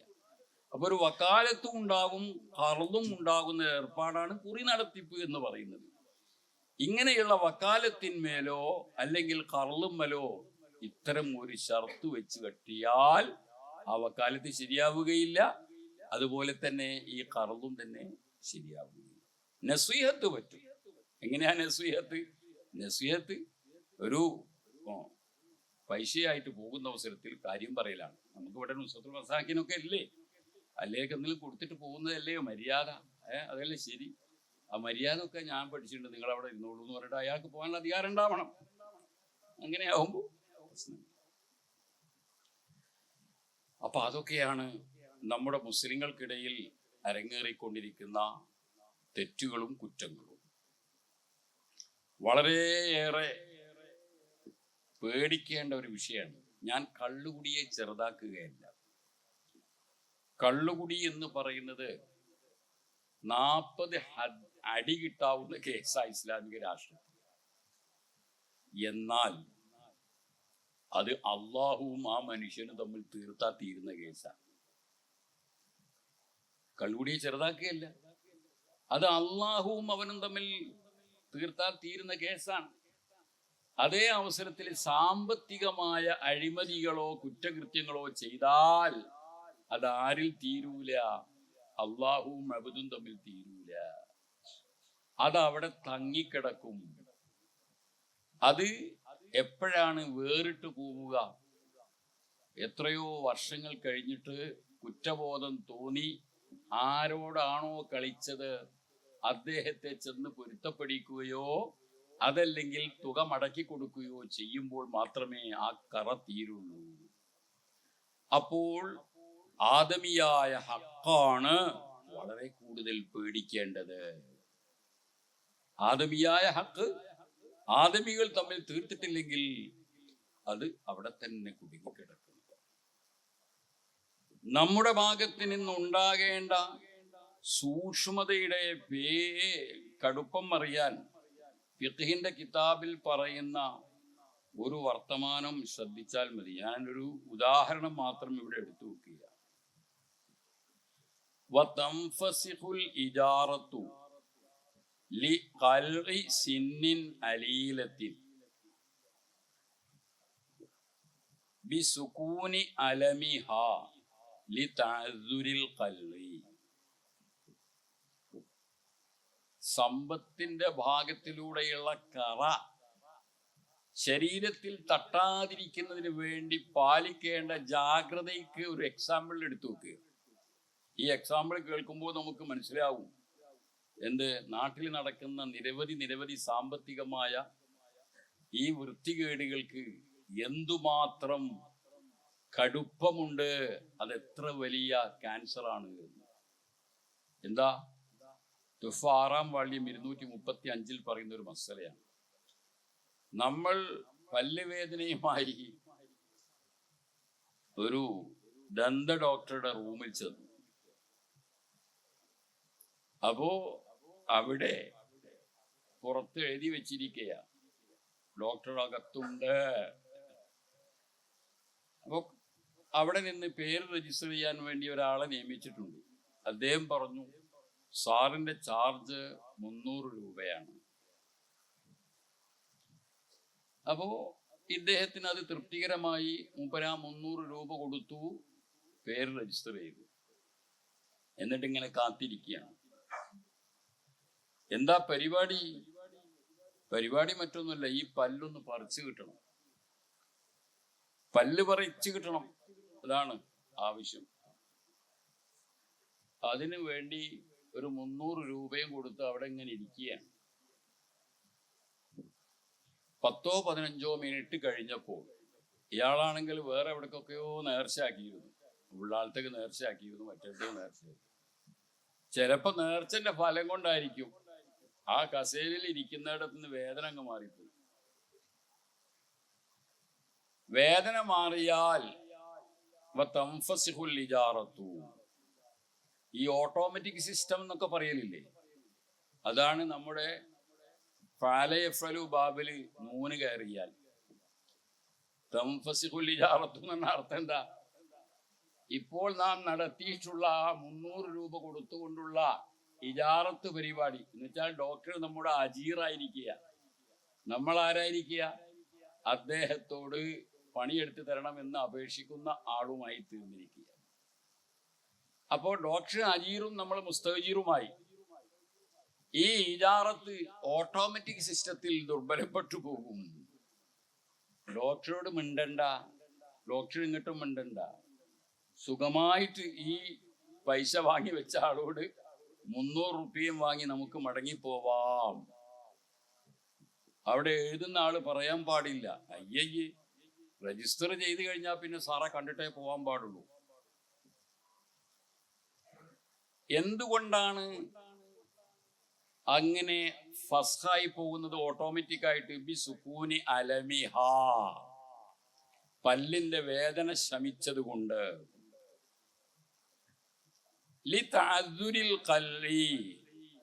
ഇവിടെ ഇജാറത്ത് എന്നത് ഓട്ടോമാറ്റിക് സിസ്റ്റത്തിൽ ഫസ്ഹാകുന്നത് അവിടെ ഇനി പല്ല് പറിക്കൽ ഹറാമായതിനു വേണ്ടി, ബുദ്ധിമുട്ടായതിനു വേണ്ടി.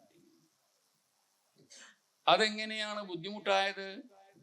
അതിന് മറുപടി യഹ്റുമു ഖത്ഉ വഖൽഉ സ്വഹീഹതി. ഒരു മനുഷ്യന്റെ ശരീരത്തിലുള്ള അലീലത്ത് അല്ലാത്ത സ്വഹീഹായിട്ടുള്ള ഒരു പാർട്ടിനെയും അതിനെ മുറിക്കാനോ പൊരിക്കാനോ പാടില്ല. വലൗ മിൻ ഗൈരി ആദമിയ്യിൻ, ഇനി അത് മൃഗത്തിന്റെ ശരീരത്തിൽ നിന്നാണെങ്കിലും ശരി. ഒരാൾക്ക് കൗതുകം തോന്നി, എന്ത് ഒരു കുറുക്കന്റെ വാല് ഒന്ന് മുറിച്ചു നോക്കുക, എന്താ സംഭവിക്കാന്നറിയാലോ. ചെയ്യാൻ പാടില്ല എന്നുള്ളതാണ്, ചെയ്യാൻ പാടില്ല. കുറുക്കനല്ലേ, ആര് ചോദിക്കാനാണ്? ആരും ചോദിക്കാൻ അള്ളണ്ട്. വലൗമീൻ വൈരി ആദമി തുഫ 236 വാള്യം 235 പറയും. അപ്പോ വേദനയില്ലാത്ത സ്വഹീഹത്തായ പല്ലുമ്മൽ ഇനി ഒരു കളിയും കളിക്കാൻ പാടില്ല. വേണമെങ്കിൽ പരിശോധിക്കുക കേട്ടോ, വേദന മാറിയാൽ പിന്നെ എന്തിനാ പരിശോധിക്കുന്നത്? പറിക്കണം എന്ന നിലക്കാണ് അവർ തമ്മിലുള്ള എഗ്രിമെന്റ് ഉണ്ടാക്കി വെച്ചത്. അതേതായിരുന്നാലും ഇപ്പോൾ വേദന പോയല്ലോ, ഇനിയും മടങ്ങി വരാം എന്നും പറഞ്ഞുകൊണ്ട് ഡോക്ടർ ഈ ആളെ അവിടെ പിടിച്ചിരുത്തുകയും ആ 300 റുപ്യ കയ്യിലാക്കുകയും ചെയ്യരുത്. വേദന മാറി എന്ന് കണ്ടു കഴിഞ്ഞാൽ ഉടനെ പൈസ മടക്കി കൊടുത്തുകൊള്ളണം. കാരണം സ്വഹീഹത്തുമ്മ തൊടാൻ പാസില്ല എന്ന് നേരത്തെ വൃക്കയെ കുറിച്ച് പറഞ്ഞപ്പോഴും അത് പറയുകയുണ്ടായി. ഇത്ര കർശന സ്വഭാവമുള്ളതാണ് ആരാന്റെ 10 പൈസ കീശയിൽ കുടുങ്ങുന്ന കാര്യത്തിൽ. ശരിക്കും അതിന് ഫിറ്റാണ് എന്ന് തോന്നുമെങ്കിൽ മാത്രമേ നമുക്കത് വാങ്ങാൻ പറ്റൂ. അല്ലാത്ത കാലത്തോളം ആരാന്റെ ഹക്ക് അടുക്കാതെ അതുമായി അകന്ന് നിൽക്കേണ്ടത്. لا يصح استئجار حائل لخدمة مسجد أو تعليم قرآن وإن أمنت التلويث وبطرو نحو الحيض ينفسخ العقد. പഴയ പള്ളി പൊളിച്ചു നന്നാക്കുകയാണ്. പൊളിച്ചു നന്നാക്കുന്ന അവസരത്തിൽ അതിന്റെ വാർപ്പിന്റെ പണിക്ക്, ചുമരിന്റെ പണിക്ക് കരാറുകാരൻ അദ്ദേഹത്തിന്റെ കയ്യാളായിട്ട് ഒരുപാട് സ്ത്രീകളെ വിളിക്കും. ഈ സ്ത്രീകൾ പണിയെടുക്കേണ്ടത് എവിടെ നിന്നുകൊണ്ടാണ്? പള്ളിയായി വഖഫ് ചെയ്യപ്പെട്ട ഹദ്ദിൽ നിന്നുകൊണ്ടാണ് അവർക്ക് പണിയെടുക്കേണ്ടത്. ആരെങ്കിലും ചിന്തിക്കാറുണ്ടോ? പള്ളി കമ്മിറ്റി ചിന്തിക്കാറുണ്ടോ? കോൺട്രാക്ടർ ചിന്തിക്കാറുണ്ടോ? പെണ്ണിനെ പണിക്ക് വിളിച്ചിരിക്കുന്നു. ദിവസത്തിൽ 700 രൂപ അല്ലെങ്കിൽ 900 രൂപ എന്ന കരാറിലാണ് അവളെ വിളിച്ചിട്ടുള്ളത്. മസല എന്താണ്? ലാ യസിഹു, സാധുവല്ല, ഇസ്തിജാറു ഹായിലിൻ, ഹയലുള്ള സഹോദരിയെ അവളെ കൂലിക്ക് വിളിക്കാൻ പറ്റില്ല. ലി ഖിദ്മത്തി മസ്ജിദിൻ, മസ്ജിദിന്റെ ഖിദ്മത്തിനു വേണ്ടി. ദിമ്മിയായ ഒരു ഹായിലത്താണ് എങ്കിൽ ഒരു അനുമതി കൊടുത്തിട്ടുണ്ട്. മുസ്ലിം സ്ത്രീയാണ് എങ്കിൽ ഒരു കാരണവശാലും അവളുമായുള്ള ഇസ്തിജാർ ശരിയല്ല. ഔ തഅലീമി ഖുർആനിൻ, അതുപോലെ പറയുകയാണ്, നാം നടത്തുന്ന ഇംഗ്ലീഷ് മീഡിയം, ആ ഇംഗ്ലീഷ് മീഡിയത്തിൽ മതപരമായ വിഷയങ്ങൾ ക്ലാസ് എടുക്കുന്നതിന്റെ ചാർജ് കൊടുത്തിട്ടുണ്ട് ടീച്ചർക്ക്. ഈ ടീച്ചർ എന്ന് പറയുന്നത് അതാത് ദിവസത്തിൽ വരുന്ന, മാസാന്തം വരുന്ന പാഠഭാഗങ്ങൾ ഓതിക്കൊടുക്കേണ്ട ആളാണ്. അപ്പോൾ ഒരു ദിവസം ക്ലാസ്സിന് വന്നത് ഹൈലോട് കൂടെയാണ്. അപ്പോൾ അന്നത്തെ പാഠത്തിൽ എടുക്കാനുള്ള വിഷയമാണെങ്കിലോ അത് ഇഖ്റ സൂറത്ത്, ഇഖ്റ ബിസ്മി റബ്ബിക, അത് പഠിപ്പിക്കലാണ് അന്നത്തെ ദിവസം. അന്നത് പഠിപ്പിച്ചേ പറ്റൂ എങ്കിൽ അവളുടെ അന്നത്തെ ആ ഒരു ജോലി ശരിയായിട്ടില്ല, ശമ്പളവും ശരിയായിട്ടില്ല, അവളെ അവിടെ നിർത്തലും ശരിയായിട്ടില്ല. അല്ല, ലെസൺ അങ്ങോട്ടും ഇങ്ങോട്ടും മാറ്റിയെടുക്കാന്ന് വിചാരിക്കുക. ഇഖ്റ ബിസ്മി 7 ദിവസം കഴിഞ്ഞിട്ട് എടുക്കാം. ഇപ്പൊ ഖാലിദ് വലീദ് എന്നാണ് പാടേണ്ടത്, അത് എടുക്കുക. അങ്ങനെ ചേഞ്ച് ചെയ്യാൻ കഴിയുമെങ്കിൽ നോ പ്രോബ്ലം. അല്ല, അത് എടുത്തേ പറ്റൂ എന്നാണ് എങ്കിൽ ആ ഇസ്തിജാർ തന്നെ ശരിയാവില്ല. ആരെങ്കിലും ശ്രദ്ധിക്കലുണ്ടോ? ആരും ശ്രദ്ധിക്കാനാ? ഇപ്പോഴത്തെ ടീച്ചർമാർക്കൊന്നും ഹയലുണ്ടാവലില്ല എന്നാ നമ്മുടെ വിചാരം. വൈൻ അമിനത്തി തൽവീസ,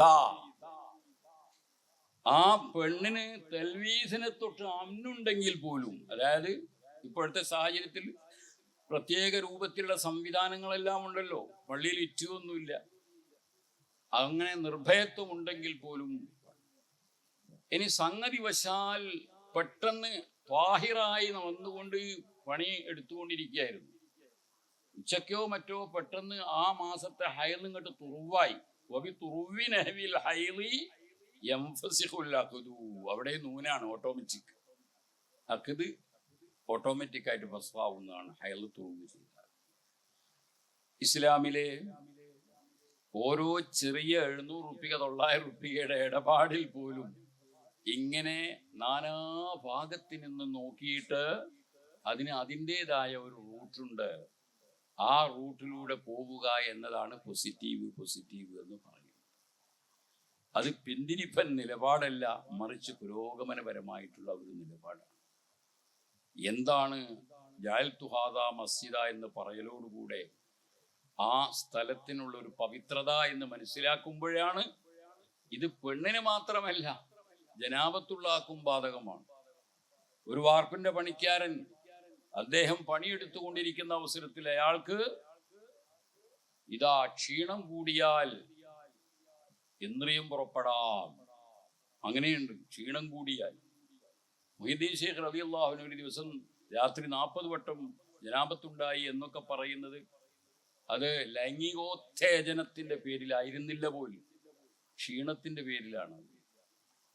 അപ്പോ ഈ ചങ്ങാതി വലിയ കല്ലും മറ്റും അങ്ങനെ എടുത്ത് ക്ഷീണിച്ചതിന്റെ ഇടയിലാണ് സ്ഖലനം ഉണ്ടായതെങ്കിൽ അന്ന് വൈകുന്നേരമാക്കാൻ പാടില്ല പണി. കാരണം ജനാപത്തുകാരനായിട്ട് അവിടെ നിൽക്കാൻ പറ്റില്ലല്ലോ. അല്ലെങ്കിൽ പെട്ടെന്ന് കുളിച്ചു വരണം. അയൽക്കാരിക്ക് എങ്ങനെ അങ്ങനെ പെട്ടെന്ന് കുളിച്ചു വരാം, 24 മണിക്കൂർ എങ്ങനെയാലും വേണ്ടതല്ലേ.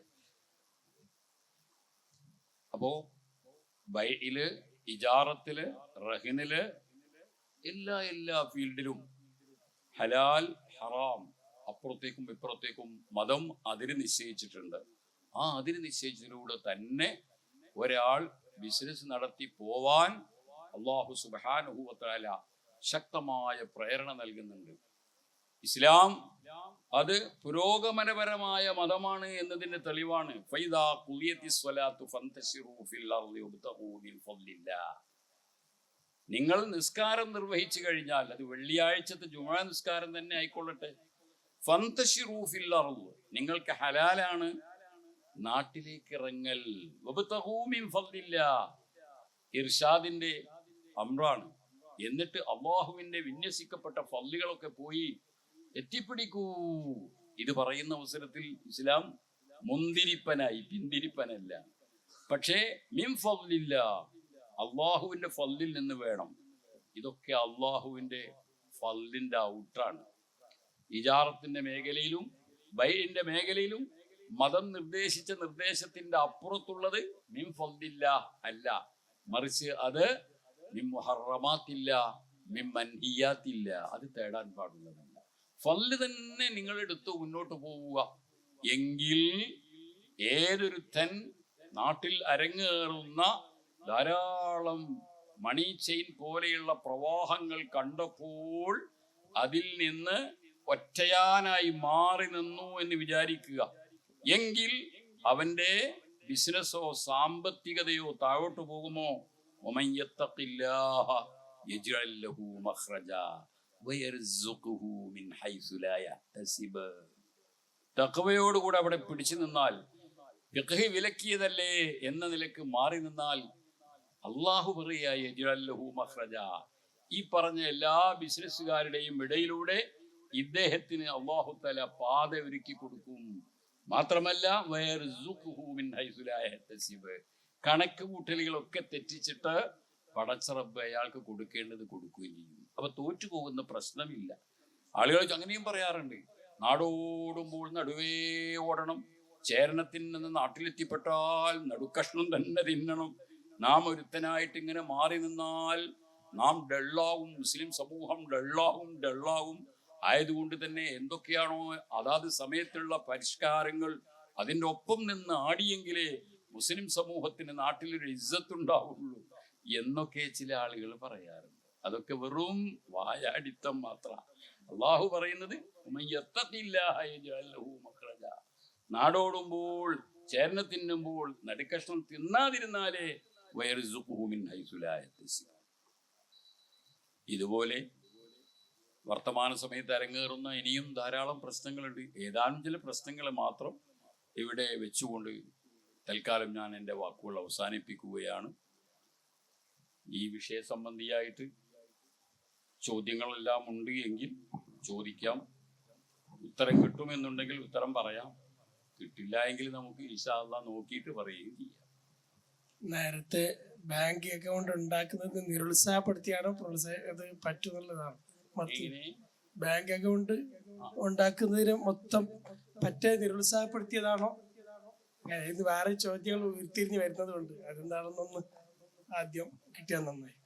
ബാങ്കിൽ അക്കൗണ്ട് തുറക്കുന്നതിനെ നമ്മൾ നിരുത്സാഹപ്പെടുത്തും. രക്ഷയില്ലെങ്കിൽ ഫത്തഖുല്ലാഹ മസ്തത്വഅ്തും, സാധിക്കുന്നത്ര അള്ളാഹുവിനെ പേടിക്കുക എന്നതിന്റെ ഭാഗമായി രക്ഷയില്ലെങ്കിൽ നമുക്ക് അക്കൗണ്ട് എടുക്കാം.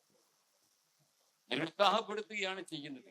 നമ്മുടെ നാട്ടിൽ നമ്മുടെ കയ്യിലുള്ള പണം അമാനത്ത് വെക്കാൻ പറ്റിയ വിശ്വസ്തരായ ആളുകളുണ്ട്. അല്ലെങ്കിൽ നമ്മുടെ വീട്ടിൽ തന്നെ സൂക്ഷിച്ചാൽ അത് അവിടെ ഉണ്ടാകും എന്ന ഒരവസ്ഥയിൽ ബാങ്കിലെ അക്കൗണ്ടിലേക്ക് പോകരുത്. അല്ല, നമുക്ക് രക്ഷയില്ല. എന്താണ്? നമ്മുടെ മകൻ ഗൾഫിൽ ജോലി ചെയ്യുന്നു, നമ്മളിവിടെ കഷ്ടപ്പെടുകയാണ്. ആ പൈസ ഇവിടെ എത്തിച്ചേരുന്നതിന് വേണ്ടി ഒരു അക്കൗണ്ട് ഉണ്ടായെങ്കിലേ നടക്കൂ. നമ്മുടെ മക്കൾക്ക് സ്കൂളിൽ വിദ്യാഭ്യാസം കിട്ടണം. അപ്പൊ ഗവൺമെന്റ് പറയുകയാണ്, സ്കൂളിൽ കുട്ടിയെ ബാങ്കിൽ കൂടെ അവന്റെ പേര് ചേർത്തിയാലേ നിന്റെ സ്കൂളിൽ കുട്ടികളെ ചേർത്തുള്ളൂ. ഈ ജാതി കുടുക്കുകളിൽ കൊടുക്കുന്ന അവസരത്തില് ആ ആവശ്യത്തിന് വേണ്ടി മാത്രം നമുക്കതിൽ അക്കൗണ്ട് എടുക്കാം, ദറൂറത്തിന് വേണ്ടി എടുക്കാം. എന്നിട്ട് അതിൽ എന്ത് ചെയ്യാതിരിക്കുക? കഴിയുന്നത്ര ഇടപാടുകൾ നടത്താതെ കാത്തു സൂക്ഷിക്കുകയും ചെയ്യുക. അഥവാ നടത്തുകയാണ് എങ്കിൽ ആ നടത്തുന്നതിന്റെ പേരിൽ വരുന്ന പലിശകളൊന്നും വാങ്ങാതിരിക്കുക. ഈ വിധവാ വേതനം, പെൻഷൻ ഒക്കെ വരാൻ വേണ്ടി ബാങ്ക് അക്കൗണ്ട് ഉണ്ടാക്കും. വിധവാ പെൻഷൻ ഇതൊക്കെ വിധവേതനം ഇങ്ങനെ കിട്ടുമല്ലോ. അപ്പൊ അതിനു വേണ്ടി ഉണ്ടാക്കുന്ന അക്കൗണ്ട് ഇല്ലേ? ആ വിധവയെ പറ്റി തന്നെ ഒന്ന് ചിന്തിക്കണം. അവളെ സംബന്ധിച്ചിടത്തോളം സദ്ദുറമക്ക്, അതായത് റൂഹ് തൊണ്ടക്കുഴിയിൽ എത്തുന്നതിന്റെ മുമ്പുള്ള ഹയാത്തിന് ആവശ്യമായത് അവളുടെ ഭർത്താവിൽ നിന്നോ മരിച്ചുപോയ ഭർത്താവിൽ നിന്ന് അനന്തരാശം കിട്ടിയതോ മറ്റോ കാഫിയാണ് എന്നുണ്ടെങ്കിൽ ഒരു അക്കൗണ്ട് തുടങ്ങി വിധവാ പെൻഷന് പോവരുത്. കാഫിയാണെങ്കിൽ. കിഫായത്തില്ല എങ്കിലോ ഫത്തഖുല്ലാഹ മസ്തത്വഴുത്തു, അക്കൗണ്ട് തുടങ്ങാം, ക്യാഷ് വാങ്ങില്ല. ഇനി ഉസ്താദ് ചോദിച്ചതിന്റെ അപ്പുറത്തേക്ക് കടന്നുകൊണ്ടൊരു കാര്യം പറയാണ് കേട്ടോ. നിങ്ങളൊക്കെ ദഅ്വാ കോളേജിൽ പഠിക്കുന്നു, ഞങ്ങളൊക്കെ പഠിപ്പിക്കുകയും ചെയ്യുന്നു. ഇതൊക്കെ ചെയ്യുന്ന അവസരത്തിലും ഒരു കാര്യം അക്കൂട്ടത്തിൽ പറയുകയാണ്. അതെന്താണ്? എല്ലാവരും PG യും അതിനപ്പുറം ഒക്കെ എത്തിച്ചേരണം. അതോടുകൂടെ തന്നെ ഏതോ വിധേന സർക്കാരിന്റെ ശമ്പളം കിട്ടുന്ന ഒരു ജോലി അല്ലാത്ത ഹലാലായ ശുഭത്തില്ലാത്ത എന്ന് തോന്നുന്ന ശമ്പളം കിട്ടുന്ന ജോലി കണ്ടാൽ അതൊരു പക്ഷേ കുറവാണെങ്കിലും അതിലായിരിക്കണം നിങ്ങൾ ചെന്ന് കയറേണ്ടത്. സർക്കാരിൽ നിന്ന് ശമ്പളം കിട്ടുക എന്ന് പറയുന്നത് അവസാന നിമിഷത്തിലെ അതിന്റെ പിറകെ പോവാം. ഒന്നാമത്തെ ഘട്ടത്തിൽ തന്നെ അതിലേക്ക് ആശ വെക്കരുത്. എന്തുകൊണ്ടെന്ന് വെച്ചാൽ ഈ സർക്കാരിന്റെ ക്യാഷ് എന്ന് പറയുന്നത് അത് ഇന്ത്യയിൽ നിന്ന് വേണ്ട, ഏറെക്കുറെ എല്ലാ സർക്കാരുകളുടെയും പഴയ കാലത്തും ഇപ്പോഴത്തെയും അവസ്ഥ എന്ന് പറഞ്ഞാൽ വലിയ ഒരളവും അത് തെറ്റായ രൂപത്തിൽ വന്നു ചേരുന്ന ക്യാഷാണ് സർക്കാരിന്റെ കയ്യിൽ നിന്ന്. കണ്ടില്ലേ, 75 കോടി ആണ് എന്ന് പറഞ്ഞുകൊണ്ട് കേരളത്തിലെ ബമ്പർ ലോട്ടറി ഒരാൾക്ക് 25 കോടി കൊടുക്കാമെന്ന് പറഞ്ഞുകൊണ്ട് എത്ര കോടിയാ ഗവൺമെന്റ് വാങ്ങിയത്? ഗവൺമെന്റിന് ആ ഒരു ലോട്ടറി നടത്തിയ വകയിൽ ഗവൺമെന്റിന് കൊണ്ടുപോവാൻ ഒരു പക്ഷേ 100 കോടിയോ 200 കോടിയോ ജനങ്ങളിൽ നിന്ന് ടിക്കറ്റ് വിട്ടവർക്ക് ഈ കിട്ടിയ 100 കോടിയും കൊണ്ടാണ് ഗവൺമെന്റ് എന്ത് ചെയ്യുന്നത്? ഗവൺമെന്റ് ഈ സാറന്മാർക്കൊക്കെ ശമ്പളം കൊടുക്കുന്നത്. അപ്പൊ സാറന്മാരിങ്ങനെ അഭിമാനത്തോട് പറയും, ഓ എനിക്ക് 35,000 ശമ്പളം ഉണ്ട്, എനിക്ക് 60,000 ശമ്പളം ഉണ്ട്. അല്ലയോ സാറേ, ഇതിന്റെ മൂലധനം എവിടുന്നാന്ന് വല്ലതും പറയാൻ പറ്റുമോ? അത് ലോട്ടറി കൂടി കിട്ടിയതാണ്. നമുക്കത് കണ്ണും ചുമ്മി വാങ്ങാൻ പറ്റുമോ? ശുഭത്തിന്റെ മുതലാണ്. അതിൽ കുറച്ച് ഹലാൽ ഉണ്ടാവും. KSRTC വക കിട്ടിയ കുറച്ച് പൈസ അത് ഹലാലാണ്. KSRTC വക കുറച്ച് പൈസ ഉണ്ടാവും. അധികവും ഇതൊക്കെ തന്നെ ആയിരിക്കും. എത്രയാ കള്ളി ഷോപ്പ് ഓരോരോ ഷോപ്പും ലേലം ചെയ്യുമ്പോൾ കൊടുക്കുന്നത്. കള്ളി ഷോപ്പ് ലേലം ചെയ്യുന്നത് അതൊക്കെയും അവർ വാങ്ങിയിട്ട് ഇനി പറയട്ടെ, തല്ലുകൊള്ളും, അടി കിട്ടും. എന്നാലും ഞാൻ പറയാണ്, എന്റെ നഫ്സിന് തന്നെ എതിരായിട്ട് പറയട്ടെ, എന്ത് ഈ കിറ്റ് ഗവൺമെന്റ് തരുന്ന കിറ്റ് ഉണ്ടല്ലോ, ഏത് സമയത്ത് ഈദുൽ അദ്ഹാക്ക്, ഈദുൽ ഫിത്റിന്, റമദാൻ, അല്ലെങ്കിൽ കോവിഡ്, അങ്ങനെയുള്ള പല സമയത്തും ആ സമയത്ത് അത് ഈദുൽ ഫിത്റിന്റെ അന്ന് തന്നെ തന്നാലും കഴിയുമെങ്കിൽ അത് വാങ്ങാൻ പോവാതിരിക്കാതെ. കാരണം എവിടുന്നാണ് കിട്ടുന്നത്? മേൽപ്പറയപ്പെട്ട പൈസ കൊണ്ടാണ് ഇത് സ്വരൂപിക്കുന്നത്. നമുക്കത് തിന്നാൻ മാത്രം സദ്ദുറമത്തിന്റെ മൂലയിൽ എത്തിയോ? നമ്മൾ ഒരു വിധമൊക്കെ പിടിച്ചു നിൽക്കാൻ കഴിയുന്ന അത്ര ക്യാഷ് കയ്യിലുണ്ടാവുമ്പോൾ ഗവൺമെന്റ് ഏത് ആനുകൂല്യത്തിനും റേഷൻ ഷാപ്പിലാണെങ്കിൽ പോലും മാറി നിൽക്കലാണ്. ഒരാഴ്ച പോവുക, മറ്റാഴ്ച പോവാതിരിക്കുക. സാധുക്കളാണെങ്കിൽ മറ്റേ സാധുക്കളാണെങ്കിൽ ഒരാഴ്ച കിട്ടുന്നതിനെ കൊണ്ട് 2 ആഴ്ച ഒപ്പിക്കാൻ നോക്കുക. ഗവൺമെന്റ് തരുന്ന മാലിന്യം ക്ഷേമനിധിയിലേക്ക് അടുക്കാൻ പാടില്ല.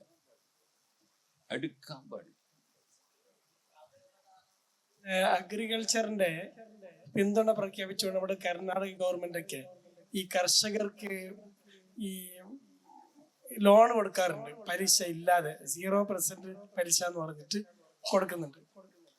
അപ്പോൾ അതിന് സഹകരണ ബാങ്കുകളിലേക്ക് അത് കിട്ടും. അങ്ങനെ പോയാൽ അതിന്റെ ഗവൺമെന്റ് ബാങ്കുകളിലേക്ക് കിട്ടുമ്പോൾ അത് വാങ്ങുമ്പോൾ ഒരു ചെറിയൊരു തുക, ഒരു 5,000 അല്ലെങ്കിൽ 7,000 ഇങ്ങനെയൊക്കെ ബാങ്ക് പിടിച്ചു വെക്കും, ഡെപ്പോസിറ്റ് എന്ന് പറഞ്ഞിട്ട്. എന്നിട്ട് അതിനിങ്ങനെ പലിശയാവും. അപ്പൊ ഈ എടുക്കുന്നതിനെ കുറിച്ച് ചോദ്യമുണ്ട്, അത് എങ്ങനെയാണെന്നോ. അതോടൊപ്പം തന്നെ കൊല്ലത്തിന് അതിനെ റിന്യൂവൽ ചെയ്യണം, പുതുക്കുമ്പോ അതിന്റെ പെൻ ചാർജ് അത് ഇതിങ്ങനെയൊക്കെ പലതും ഇങ്ങനെ വാങ്ങുന്നുണ്ട്. നമ്മളെടുത്തുനിന്ന് വാങ്ങുമ്പോ അതിന്റെ ഈ ഡെവിഡൻസ് വരുന്നുണ്ടല്ലോ ബാങ്കിൽ തന്നെ, അവിടെ അവിടെ സേവ് ആയത് പലിശ അതിന് അവിടെ തന്നെ ഒപ്പിച്ച് ലെവൽ ചെയ്യാൻ പറ്റുമോ? നമ്മൾ കീശന്ന് കൊടുക്കാതെ ആ പെൻ ചാർജ് അത് ഇതൊക്കെ. നേരത്തെ ആദ്യത്തെ തന്നെ ഒരു ചോദ്യം അത് പറ്റുമോ ഇല്ലെന്ന്, രണ്ടാമത് ഇതും കൂടി പറ്റുമെങ്കിൽ ഇത് പറ്റുമോ? ബാങ്ക് നമ്മളോട് നമുക്ക് കിട്ടുന്ന കാശിൽ നിന്ന് ഒരു 7,000 അവർ നിർബന്ധമായും പിടിച്ചു വാങ്ങും എന്ന അറിവാണ് എങ്കിൽ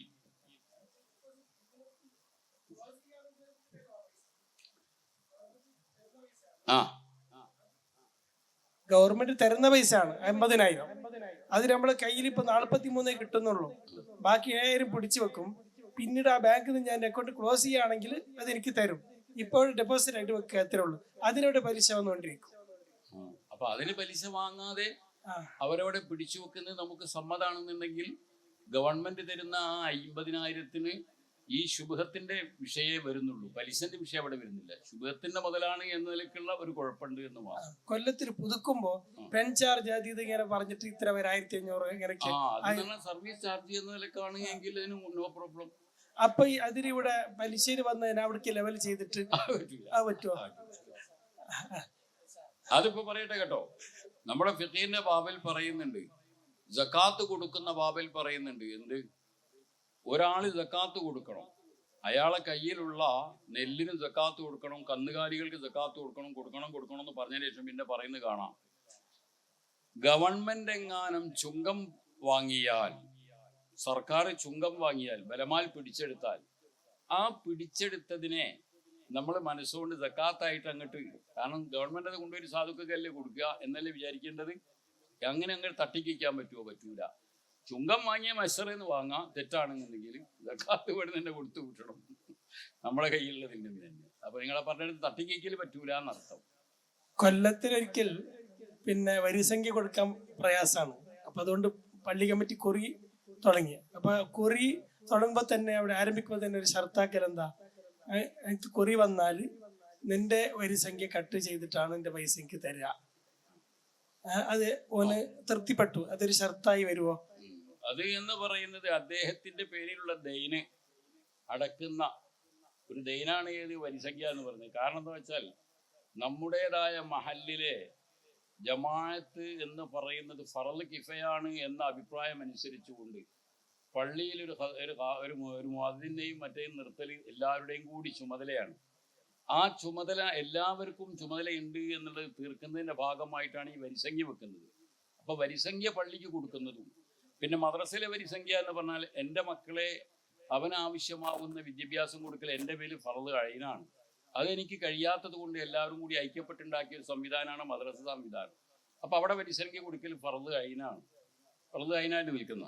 ഇങ്ങനെയുള്ള ഒരു കടം ഒരാളുടെ പെരടിയിൽ വീണാൽ ആ കടം വീട്ടുന്നതിന് വേണ്ടി ഉണ്ടാക്കുന്ന ആ ഒരു വക്കാലത്താണ് എന്ത്, നിന്റെ വരിസംഖ്യയുടെ കടം ഉണ്ടെങ്കിൽ അത് തീർത്തിട്ടേ തരുള്ളൂ എന്ന് പറയുന്നത്. അതിന് ഒരു കുഴപ്പമില്ല, പറയാ വേണ്ടത്, എന്നിട്ടെങ്കിലും വരിസംഖ്യ കൊണ്ട് പോരട്ടെ. പാടില്ല എന്നാ പറയുന്നത്.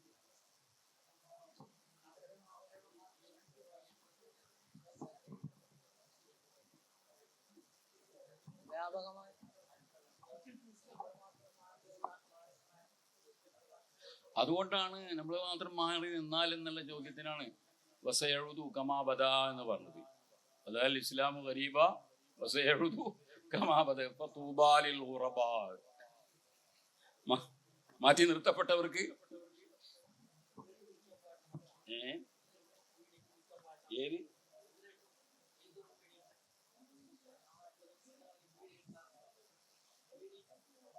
തിരക്ക്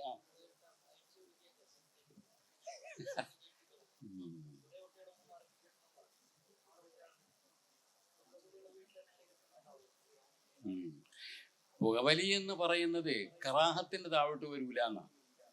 ഒന്നുകിൽ അത് ഹറാമാവും അല്ലെങ്കിൽ കറാഹത്താവും. ഹറാമാവല് ആജിലായ മദറത്തുള്ള ആൾക്ക്, ആജിലായ മദറില്ലാത്ത ആൾക്ക് കറാഹത്താണ്.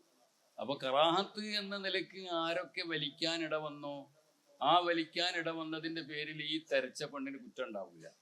അതേ സമയത്തിൽ അവള് തെരച്ച ഒരു വീടി ഏതെങ്കിലും ആജിലായ മദറത്തുള്ളവൻ വാങ്ങി വലിക്കാൻ ഇടവന്നിട്ടുണ്ടെങ്കിൽ അത് അവളെ അക്കൗണ്ടിൽ വരലോകത്ത് അവിടെ ഉണ്ടാവില്ല. കാരണം എന്താ, താവനു അലൽ ബിർരി വത്തഖ്വ വലാ താവനു അലൽ ഇസ്മി ഇവിടെ തിരക്കൽ ആ ഇസ്മിനെ സഹായിക്കലായിരിക്കും. പിന്നെ എനിക്ക് വല്ലാതെ മൂത്രമൊഴിക്കാൻ മുട്ടുന്നുണ്ട്. അല്ലാ, അതുകൊണ്ട് തൽക്കാലം നമ്മൾ നിർത്തുക. സൂക്കേട് ഉള്ളത് കൊണ്ട് 1.5 മണിക്കൂർ പിടിച്ചിക്കാൻ കഴിയും. അസ്സലാമു അലൈക്കും.